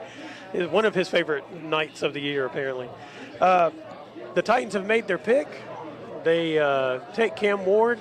It has taken him about 17 minutes to come from the green room up here to get his dap with Roger Goodell. And, that's all gone. I just got an update from John Butler. He had to let you know they took Cam Ward. No, he tells me the Browns have traded their pick to Jacksonville. Oh, my gosh, they did. How you like that? So John went and got comfortable on the couch, and now he's also listening as he does this. Well, I can't imagine what Jacksonville just gave them to just basically give away Travis Hunter. You know what the Browns realized? They didn't have anybody to throw the ball to Travis Hunter, so they didn't actually need it. That's true. That is true. I was thinking about that. They had the number 2 pick, and there wasn't really a quarterback after Cam Ward worth taking with the number 2 pick. So if you take Travis Hunter, maybe you do just stick him at cornerback for a year. But I guess that's not a problem anymore. But you know who does have a quarterback to throw the ball to Travis Hunter? Jacksonville. The Jaguars, yep. And they have a pretty good quarterback. They've just had other problems. Yeah. So that's now, a pretty good pick at this point. Yeah. Thanks to John for the update on that. He beat the screen up here, which was about to tell us that. So he got that to us. Yeah. What connections does he have? I mean, he's probably dialed in, man. He just called Jacksonville himself and was like, y'all traded for that pick? The Browns called him first and said, John Butler, is this a good idea? And he said, well, yeah, it's a great idea, actually. And so, but it's still the same question we had about Travis Hunter earlier when John was on here, and it was, wouldn't he be better at cornerback and then have wide receiver packages? And now, well, we're going to get that answer here, I'm guessing, from the Jaguars. I would think, since the Jaguars do have someone to throw in the ball, I think they're going to put him on offense a lot. Because, I mean, they do struggle on offense. They've struggled everywhere, really, for a while. But, you gotta put up points in today's NFL to have a chance. And so having Trevor Lawrence throw it to Travis Hunter is a pretty good combo, at least to start off. Yeah, because they do have some other parts that they can use. And so, the problem with Trevor Lawrence is he got that first year under Urban Meyer, which was a hot mess. Yeah. So he kind of lost his rookie year. Yeah. They tried their hardest to ruin him. They really did. And look, there were parts last year where the question was, is he the future? You know, is Sunshine the future for the Jaguars? Now, what they've done is, if they go ahead and pick Travis Hunter here, so what's he? The Jaguars received 2nd overall pick. They got a 4th round and a 5th round. And the Browns received the 5th overall pick, got a 2nd and 4th round, and a 1st round pick. For next year. Yeah, for next year. Yep. So now that's an interesting 1st round option there for next year, because if it works out for the Jaguars, that pick next year will be down in the draft. It won't be at the high end. Yep. But I guess what the Jaguars are doing, if they go ahead and take Travis Hunter here, is they're saying to Trevor Lawrence, we're giving you the tools, now go make the plays, because we actually believe you're that quarterback, or you have the opportunity to prove it. Yeah, I think if they take Travis Hunter, I think Trevor Lawrence, he has 1 more year to prove it. Yeah. I think if he doesn't prove it this upcoming year, they're probably going to move on. And that'll be curious, because then you're looking at the draft prospects, quarterbacks for next year, and how they pan out, see what they look like. You know, so we've had our first shocker of the draft, which is the best thing about the NFL draft. It really is. Despite the fact that every mock draft that I looked at basically showed this no trades in the first 4 picks. There were all the trade predictions were further down in the draft, getting down to like 7, 10, 12 range like that. And this is what makes the draft so much fun, is because you just don't know what really is going to happen year in and year out. The NFL draft is pretty unique in that way, because, I mean, the NBA draft has trades and all that, but it's usually pretty chalk on what the mock draft was compared to what it ends up being, unless something crazy happens. Well, and the other part of that is also there's only about 5 picks in the NBA draft that matter. Yeah. I mean, you've got part of the lottery, and then everything else is just taking people and seeing what happens. Yeah, so I guess that's why you don't see a whole bunch of wheeling and dealing in that draft. Maybe. And here, the draft picks mean so much, because if you have a thin roster, then you are going to need to bolster that roster. So you can do like the Patriots used to do and basically trade down in the draft. So you had 10 or 11 picks in the draft, and then you're taking as many guys as you can to fill all the gaps you need. And you're also taking a bulk of people that you believe you can work into your system, and if they don't pan out, you didn't spend anything for them. Other than, otherwise you're holding on to that big pick at the front end, and if you're a GM and coach, that better pan out. Yeah. Otherwise, you're not GM and coach for long. About the Patriots strategy, though, I think we found out what happens when you don't have a quarterback and a coach who control all of that, who can control all of that, I should say. Because, Tom Brady left, and then it all just kind of went downhill. That drafting strategy didn't work anymore because, those dudes aren't as good as the guys at the top. It's just that when you have someone as consistent as Tom Brady, he just makes them look so good. You have room to make mistakes. Yeah. And maybe what happens is if you have a guy like that, or maybe a Patrick Mahomes, or even a Lamar Jackson, or a Josh Allen, those kinds of guys, you have a little more room to make mistakes as a GM. If you don't have one of those guys who can Band-Aid over the mistakes you make, you don't have time to execute that strategy like the Patriots did, like you're just pointing out. Yeah. Oh, here we go. Who did they pick here? Maybe they didn't pick anybody. They're just cheering. Who just walked up here? No, I guess this is nobody. Yeah, I don't know. He's not the pick, I guess. I don't know. We got Jaguars fans up here cheering. Oh, it's a Rick Armstead. Okay. All right. I don't know his face. You don't ever get to see NFL players' faces. Isn't that true about the NFL? They take the helmets off, and you're like, I had no idea what that guy looked like. But back to this, so now we've got intrigue at the top of the draft. Now that we've got this change here, and who the Jaguars are going to take, and that kind of changes the nature of what's coming next. What does that do for the Giants? What does that do for the Patriots themselves? I don't think it changes for the Patriots. I think they have the quarterback now. They got to protect the man. Yeah, it was rough last year for Drake May. Yeah. But I think if they can get pieces around him, he is talented enough to where he could be a quality starter at the very least. There's the ding-dong. I'm not sure anything changes for the Giants either. I would assume they still take Abdul Carter because he's probably what they need the most right now. Well, they need a quarterback, but there's not one worth taking at number 3 if you have Abdul Carter on the board. Right. So they did take Travis Hunter here, the Jaguars. He was their man. He's out here in the pink suit. They're dancing. Yeah. They're very happy. I think, when John Butler was on here, we were talking about this, and I compared him as a defensive player to like a Champ Bailey or a Darren Woodson. Yeah. And he's a freak athlete, and he's goofy off the field. He's very serious on the field. He will hit you, and he will hit you hard. Yeah. They make him run a marathon to get up here. This is crazy. They've started milking it. They really have. He's going to be exhausted. I mean, look, he turns a corner, and you're like, is he there yet? Nope, not there yet. Like 3 corners. Yeah, he did. It's like probably trying to find a bathroom in the Pentagon.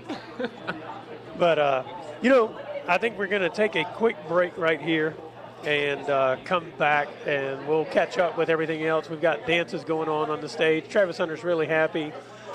I wonder if he's happy to be in Jacksonville. I guess we'll see. At least it's warm. Yes. So you're saying it's better to live in Colorado. Yeah, it's better to be in Jacksonville than Cleveland, huh? Yes. Living wise? Yes, absolutely. The sun doesn't come out in Cleveland. Sorry, people in Cleveland. You've visited there before? Yeah, a couple times. Yeah, the sun doesn't come out. All right, it's the Brown Sports Bag here at Maple and Pine, and we'll be right back.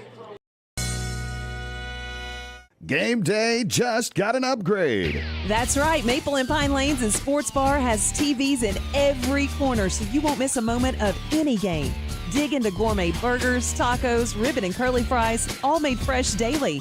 Save some room for their homemade peanut butter pie. Cold drinks are always flowing, and Monday night trivia keeps things lively. Catch all the games at Maple and Pine Lanes and Sports Bar, where great food, fun, and sports all come together. Located on Park Avenue in Glasgow. Your health is important, and building a relationship with the right primary care provider is key to getting and staying healthy. TJ Regional Health is happy to help you find a primary care provider who is the perfect fit for your family. TJ has primary care providers located across South Central Kentucky who will help you stay healthy and who will be the first to treat any health problems that arise. It's worth your time to find a primary care provider who gets to know you and who becomes a partner in your family's care. The Don Franklin Spring Event is happening right now at Don Franklin Glasgow Nissan. Stop by and check out our selection of Nissan models, including the comfort and sleek style of the Nissan Altima or the rugged capability of the Nissan Rogue. With dealerships all across the Bluegrass, our trusted family is here to serve all of your auto needs, Kentucky. Visit DonFranklinAuto.com or steer your way over to Don Franklin Glasgow Nissan. Driven by family. You'll get more than you expect with McValue at McDonald's. So when you've spent too much on a night out, get deals on the after party.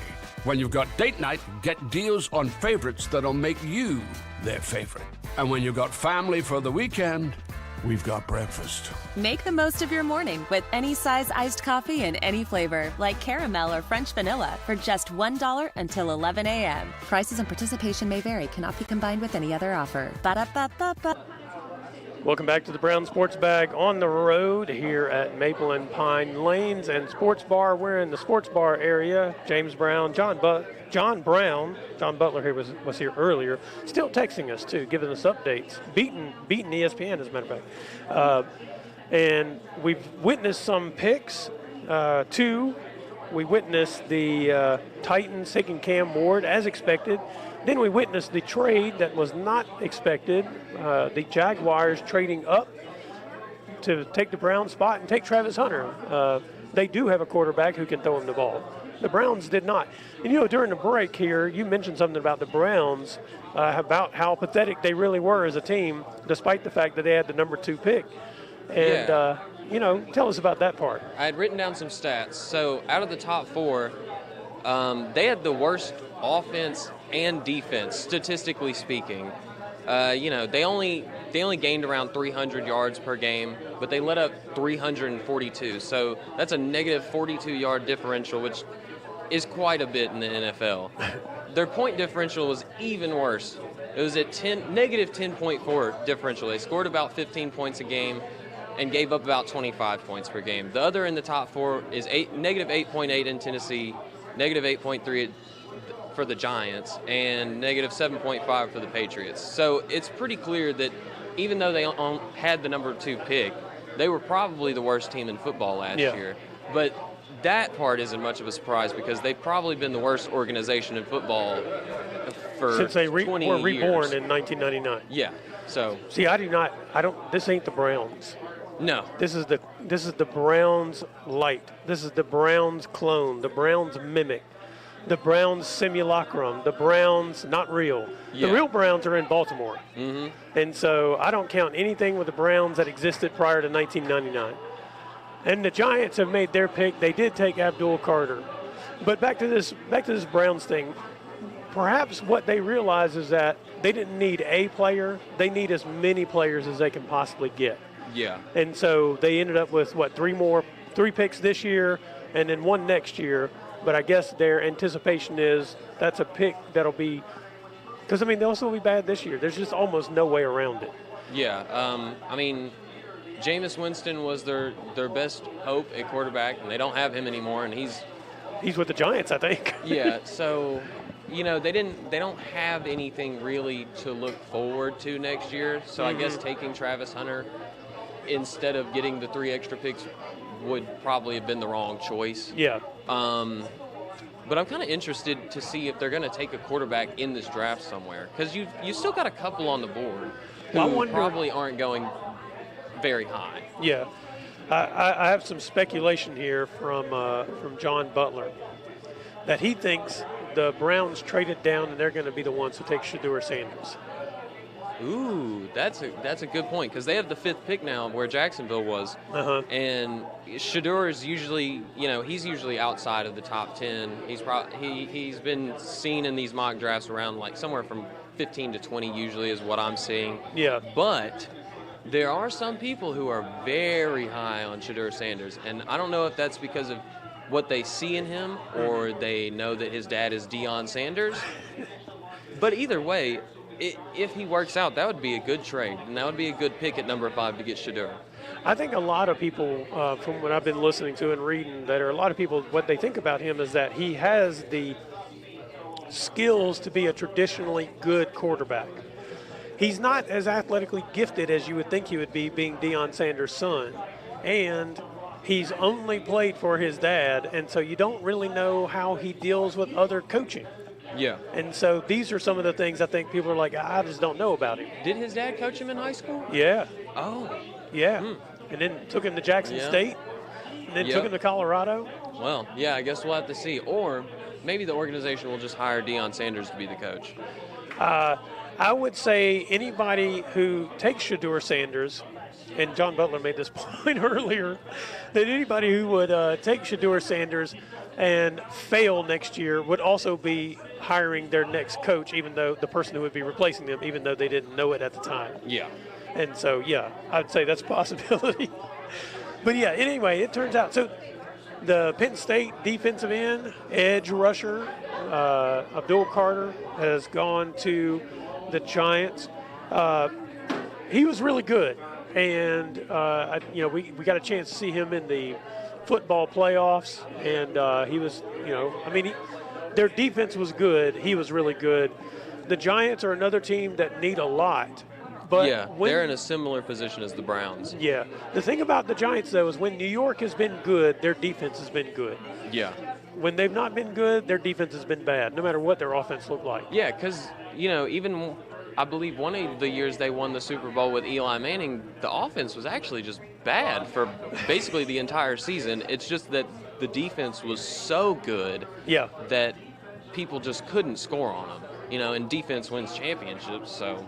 They did the same thing the 2 times that the Giants beat the Patriots in the Super Bowl. They did the same thing that the Eagles basically did to Kansas City.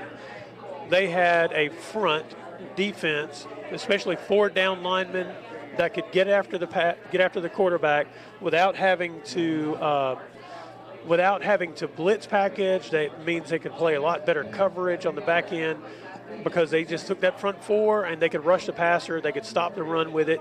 And there's no secret. Football's real simple, really. If you can put pressure on the quarterback on defense, then you don't have to do a whole lot. You don't have to be tricky. You can just pressure the quarterback, and the other offense can't do much. When you're on offense, if you can jam it down somebody's throat and get yardage that way and just eat up clock or make plays in the running game, then, it's hard to stop that because now defenses have to start doing something extra, which allows you to pass the ball more. Sometimes people get a little tricky in this game, I think.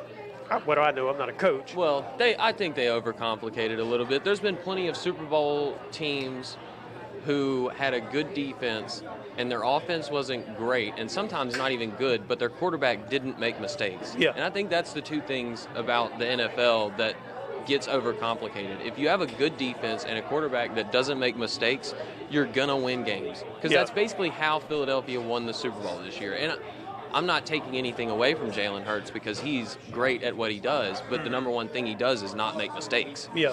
And so when you have that defense and then you've got a quarterback who doesn't make mistakes, good things happen because teams can't score. And, eventually, as long as you're not turning the ball over, you are good enough in the NFL to score points. We made that point earlier about the Chiefs. They won 2 Super Bowls in a row. They had a really good quarterback. The offense wasn't all that explosive, but the defense was outstanding. And so, they in those 2 Super Bowl wins, they were able to protect the quarterback and run the ball just enough. And so, when you get right down to it, if you can get yourself a guy who can come out here, doesn't need help, and you can pressure the quarterback, then that's going to work out for you most of the time. The crew's starting to leave us.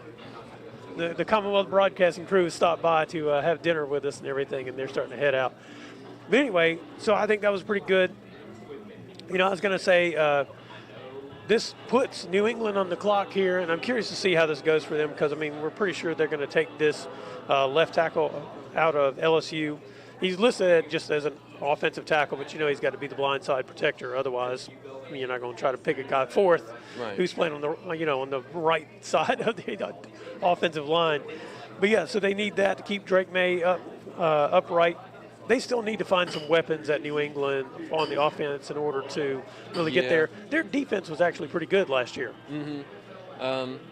Allowed 343 yards per game and allowed 24.5 points per game on defense. They put up 17, so the offense is really what's struggling. Because giving up 24.5, that's it's a lot, but it's not like worst in the league type of defense. It's more of a middle of the road type of defense. It's just that their offense is on the bad side. They only averaged 291 yards per game on offense last year. Yeah. So, and they actually have the smallest differential of the top 4 picks at 7.5. Going back to that 24 points, they're also playing in the division with Miami, which has a pretty high-powered offense, and Josh Allen. Yeah, and so, which creates offense. Yeah, so you're playing 4 of your games are going to be against 2 teams that know how to score points. Yeah. And the Jets didn't count last year because they had ayahuasca and whatnot at quarterback, so that was a struggle for them. But anyway. So I would say we're pretty much going to be set for chalk on New England here, but if we've got about 20 minutes left here on our show, and so I hope we get to this number 5 pick. I hope they get that pick in so we can see exactly what the Browns end up doing there. Yeah, that'll be interesting to see. One of the things that did strike me, here's the bell for the Patriots. One of the things that did strike me this past season is the rebirth of the running back. Derrick Henry with the Ravens showing up there. And then, of course, we already talked about it, Saquon Barkley. And teams kind of getting back to that running the football, running their offense off the run game like that. And whether or not that impacts a guy like Ashton Genty. Who could, how high could he move up in the draft? Because people are like, all right, the NFL's starting to change. We got to get better at running the football. We got to have a feature back again. And then, that affects who's going to do, how they're going to set up offenses and that kind of stuff. The Patriots did take Will Campbell here. Left tackle, we see him doing a little slide step, stiff arming the dude from Florida onto the ground almost. The guy buckled, giving the quarterback enough time to chuck one downfield. He's a big dude, big rangy dude there. Now, what's he listed at? Do we know? I know I forgot to put his size in here, but I think it's like 6'6" and something of that nature. He's got monstrous arms. He looks way bigger than everyone out on that field. Yeah, they show him doing some run blocking here, So he's everything you think you would want from a left tackle, I do believe. Yeah. Not a flashy pick, but a necessary one. Yeah. I mean, these are the things people love, the arms. I mean, he's just stiff arming that guy. Like he's got a Derrick Henry stiff arm on that defensive end. The guy was from South Carolina, so maybe he wasn't that good.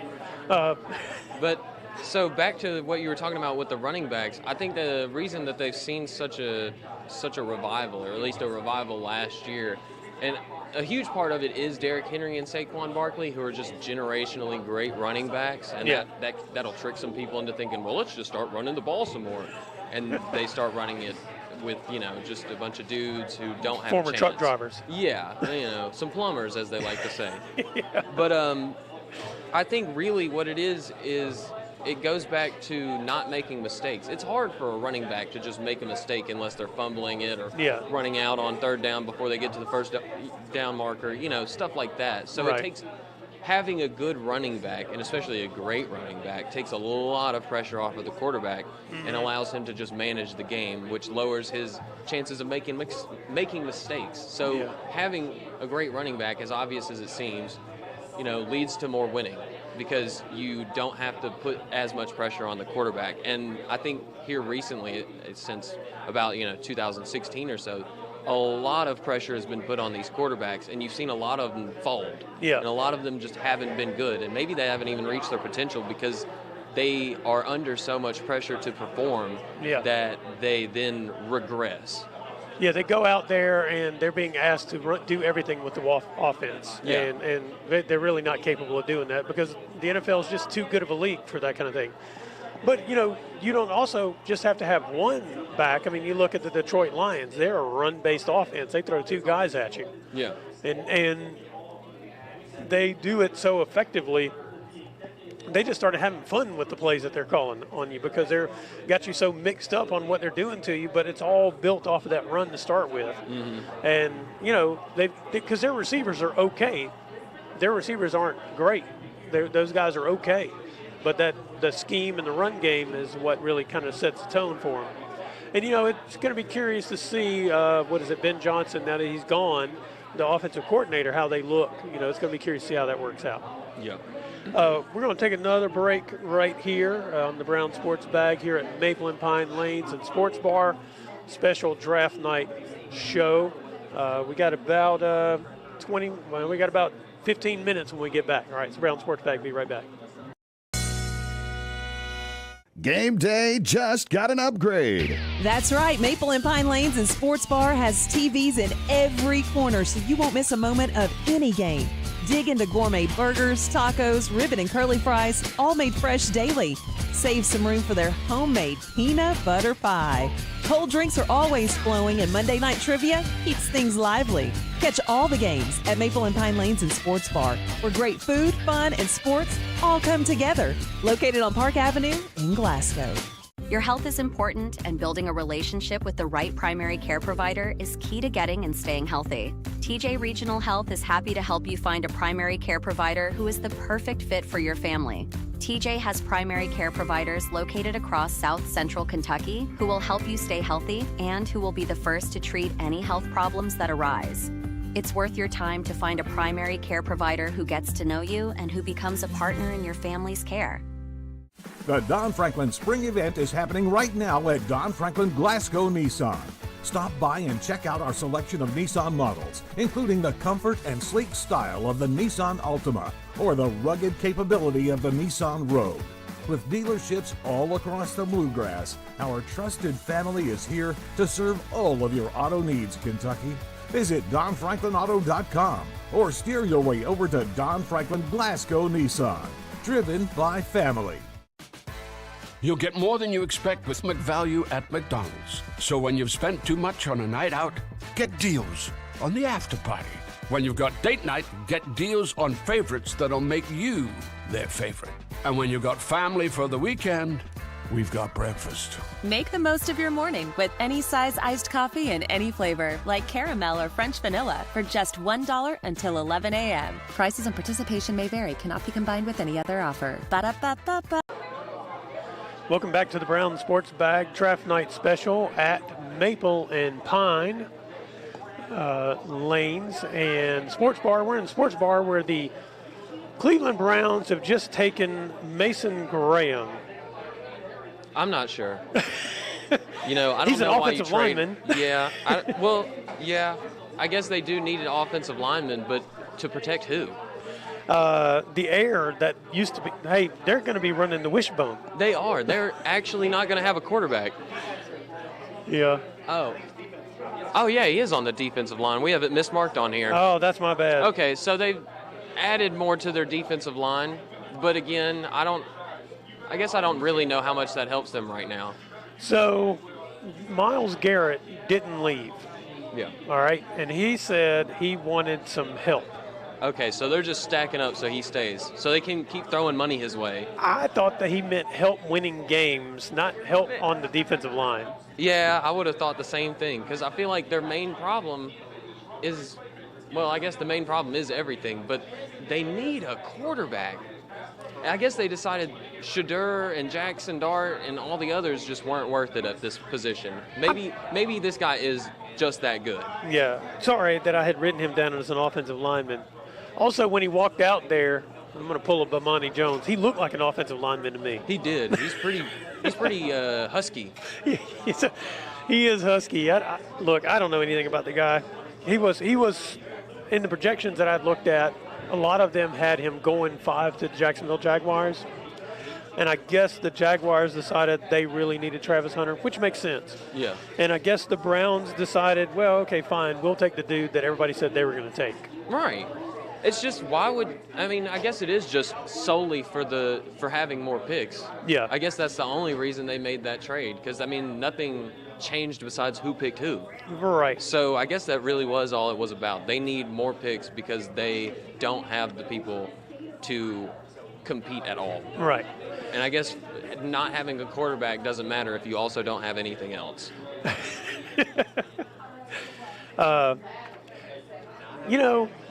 They'll have Kenny Pickett at quarterback. They will? Yeah, he's a guy. Maybe he can fake slide on somebody. I don't know. He'll get jacked up doing that again. They'll just kill him. It's a good thing I'm not a GM because I don't know why they did that.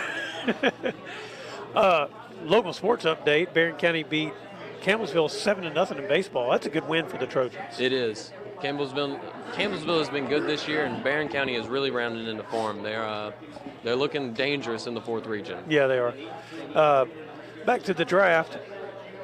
One of the things that I find interesting is wide receivers are so important. Mm-hmm. Okay. But especially if you've got a young quarterback and you need somebody that they can build that rapport with, get the passes to, feel comfortable with. The wide receiver class in this draft must be atrocious because it's pretty thin at the top. Yeah. I think you've got Travis Hunter, who's technically a wide receiver, but he's not solely a wide receiver. Right. And then predicted in the top 10, you only have one other one, and that's Tetairoa McMillan. He's been really good at Arizona. It's just I'm not sure everyone is convinced he's going to be a superstar in the NFL. Yeah. But also, I think you could say that about any of the wide receivers in this draft. I don't think anybody is convinced that any of them are going to be superstars besides Travis Hunter, and that's not necessarily because he's a wide receiver. Yeah. So, yeah, I would agree. This draft does seem pretty thin on top-level talent at the wide receiver position. Although, I will say, I like Emeka Egbuka, and he's predicted to go all the way down to the Commanders, which I think that would be a steal. To have Jaden Daniels and Emeka Egbuka on the same team? Yeah, could you imagine them giving Jaden Daniels an absolute weapon to go along, with the weapons he has already? Yeah, that would be awesome. The Raiders just took Ashton Jeanty Not a surprise pick, although I would say for the trends of where the NFL has been in recent years, it's a surprise that a running back went number 5. Yeah, 6. 6. Yes, 6. Yeah. And he's, I think one of the things that stood out about him in terms of what he did in college was his ability to break tackles. Yeah, he doesn't always necessarily run over people, but he just bounces off of tackles constantly. Yeah, you see these highlights, and people are just like, he's made of rubber. Yeah, you better get your whole body on him, otherwise you're just going to slide off. And you look at that one right there. I'm sorry, I don't even know who they're playing right there. He's just running through them. But yeah, he proved to be an outstanding running back. I mean, he got shut down in the second playoff game, because in the end, if you ain't got nothing else, a good team can just stack up there and slow you down. Yeah, unfortunately, breaking 11 tackles on every run is probably not possible. Not even Barry Sanders could do that. Yeah. So, but it is interesting, though, that in this draft, we're going to have a running back go at number 6. And we probably won't have a wide receiver go until at least 9, if these projections stay the way they're expected. Because it seems like in recent drafts, the quarterbacks, wide receivers have been more at the top of the draft. Running backs obviously have had no value whatsoever. I mean, basically the rule was if you take one in the first round, you probably getting fired. Yeah.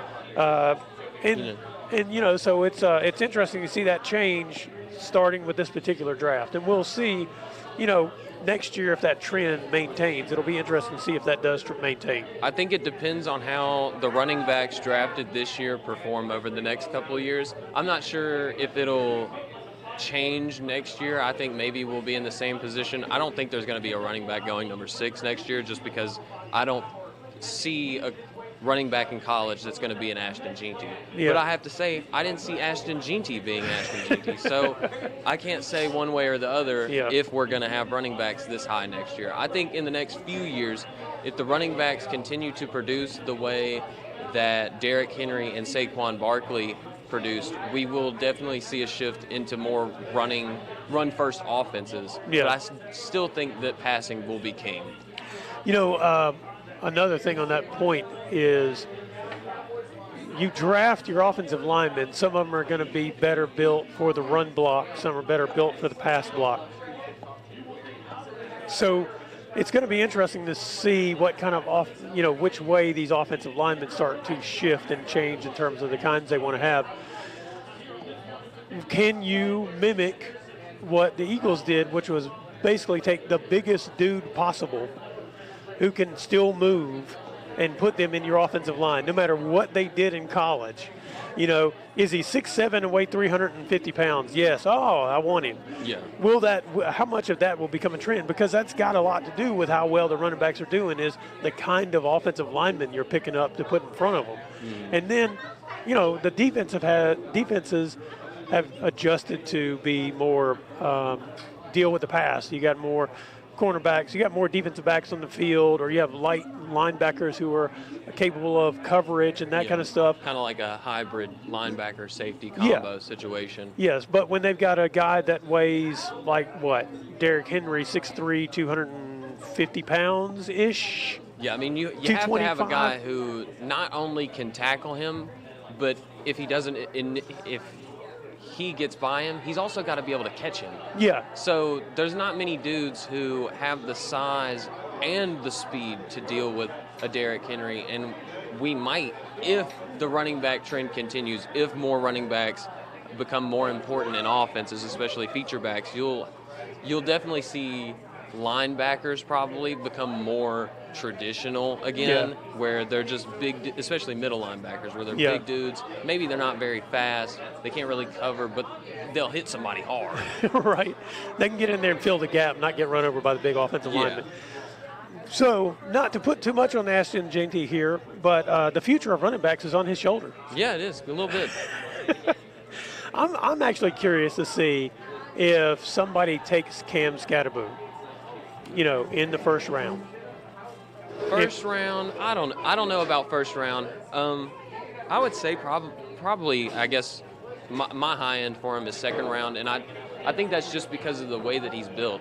Although if you watch him play, it doesn't seem to matter. No. I mean, he's a small guy who's just going to run right through you. He is the kind of guy, if he's not fast enough, that's a major knock on him. But if you what was it? If you need 3 yards, he's going to get you 3 yards. If you don't need 3 yards, he's going to get you 3 yards. Yeah. He may be that. He's going to get 3 yards, whichever way it pans out. Yeah, I do think he has a place in the NFL, even if it's not as like a high draft feature back sort of situation. I think he does have a place because he can just do so much. He can run, he can catch, he can throw, apparently, Right. and he can just do it all. Yeah. You know, so I think anybody who can do it all like that always has a place in the NFL. Yeah. So anyway, we'll see how that works out. I think another thing fascinating about the NFL and then watching the draft is as you're watching the draft, the teams that you think are smart teams, you see where they believe the league is going and how they draft. Mm-hmm. You know, the kinds of players they start to pick up and that kind of stuff. And I think that's kind of the interesting thing about the NFL because it's an ever-evolving thing. You can never solve it. Kelly McKay's out. You can never solve the NFL because it's almost an organic thing in how it continues to evolve. You know, baseball, they can kind of figure out numbers. The NBA, obviously, professional basketball, they can kind of figure out numbers, the things that you should and shouldn't do. But it's interesting about the NFL that the minute somebody tells you, oh, we got it figured out, we got it worked out, we know we got it now, somebody comes along with something and says, yeah, I don't know, let me show you this. Right. And then it's fascinating to see the evolution and transition of the types of players people pick. Now, one thing that does not change is they get bigger and faster every year. Yeah. One way or another. I think to your point, I would say advanced statistics are a lot less of a deal in the NFL than they are in the NBA or the MLB because to a certain degree, the NBA and the MLB have been figured out through statistics. It's not always the most enjoyable thing to watch, but it is the best way to play mathematically. Yeah. Whereas the NFL, I don't think there is a mathematically best way to play. Yeah. The Jets have taken Armand Mimbu, which is spot on. Yep. But yeah, going back to that, you do have the rare outlier like a Kawhi Leonard who puts up 39 on you, mostly shooting jumpers. Yeah, I mean, there are exceptions to the rules in the NBA and in the MLB. Yeah. But it just seems like the rules are a lot more defined and a lot more correct than in the NFL. Yeah. Because you can do just about anything in the NFL, and if you do it well, it works. Yeah. You know, the other thing about the draft that I like, and we haven't had much of it other than the intrigue of the Jaguars trading to the Browns so that they can take so that the Browns can take the Jaguars man. Yep. Why didn't they just draft and then do one of those draft night trades? The way this worked out, I don't know what you get out of this in the grand scheme of things, other than getting a pick for next year that's probably not going to be a good one. Might not be. Yeah, I don't know. I don't understand the Browns. I've never understood the Browns, and I guess I'm not going to try and start now. You and a mountain of Browns fans out there feel the same way. Every year they're like, why do I still like this team? We got a couple of minutes left here. What are some things that have stood out to you so far and that you're going to look forward to once we're out of here? Well, I can't wait to see how Travis Hunter, and I know this is pretty blah, it's not anything crazy, but I can't wait to see how Travis Hunter works out in the NFL. Yeah. Because he wants to play both sides, and I would assume, at least for a while, they're going to let him play both sides. They're going to indulge him. Yeah. I mean, he's their generational talent. Yeah. So you might as well. But how long can he play on both sides of the ball? Or are they going to keep him on one side of the ball and maybe let him play defense, but then maybe also let him return kicks and punts, and so he can get some form of offense in his game? Because really aren't any players, as far as I can remember, who effectively played on both sides of the ball in the NFL. Yeah. So Well, I think that's exciting. I want to see if Ashton Jeanty can recreate his success from college. But other than that, I think that's mostly what I'm excited for, is the typical things that everyone's excited for. well, I do think Travis Hunter, because of what you just said about no one's really done what he's attempting to do in 50 years, 60 years, something of that nature. It's been a really long time. Since when it was basically mandatory to play on both sides of the ball, which was, back at the last time, maybe in the early 70s, late 60s. I don't remember the last actual two-way player. I think it was about 1972 that literally played both sides of the ball. He's wanting to try to do something that no one's done in the modern NFL. And, he has the physical talent to do it. We'll see if he can actually pull it off without getting killed at some point in time playing the game this way. Well, for John Brown and John Butler, this is James Brown. We've been here, Brown Sports Bag, special draft night from Maple and Pine Lanes and Sports Bar.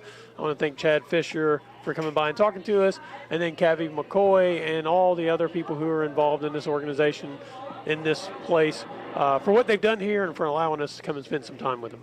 Have a good night.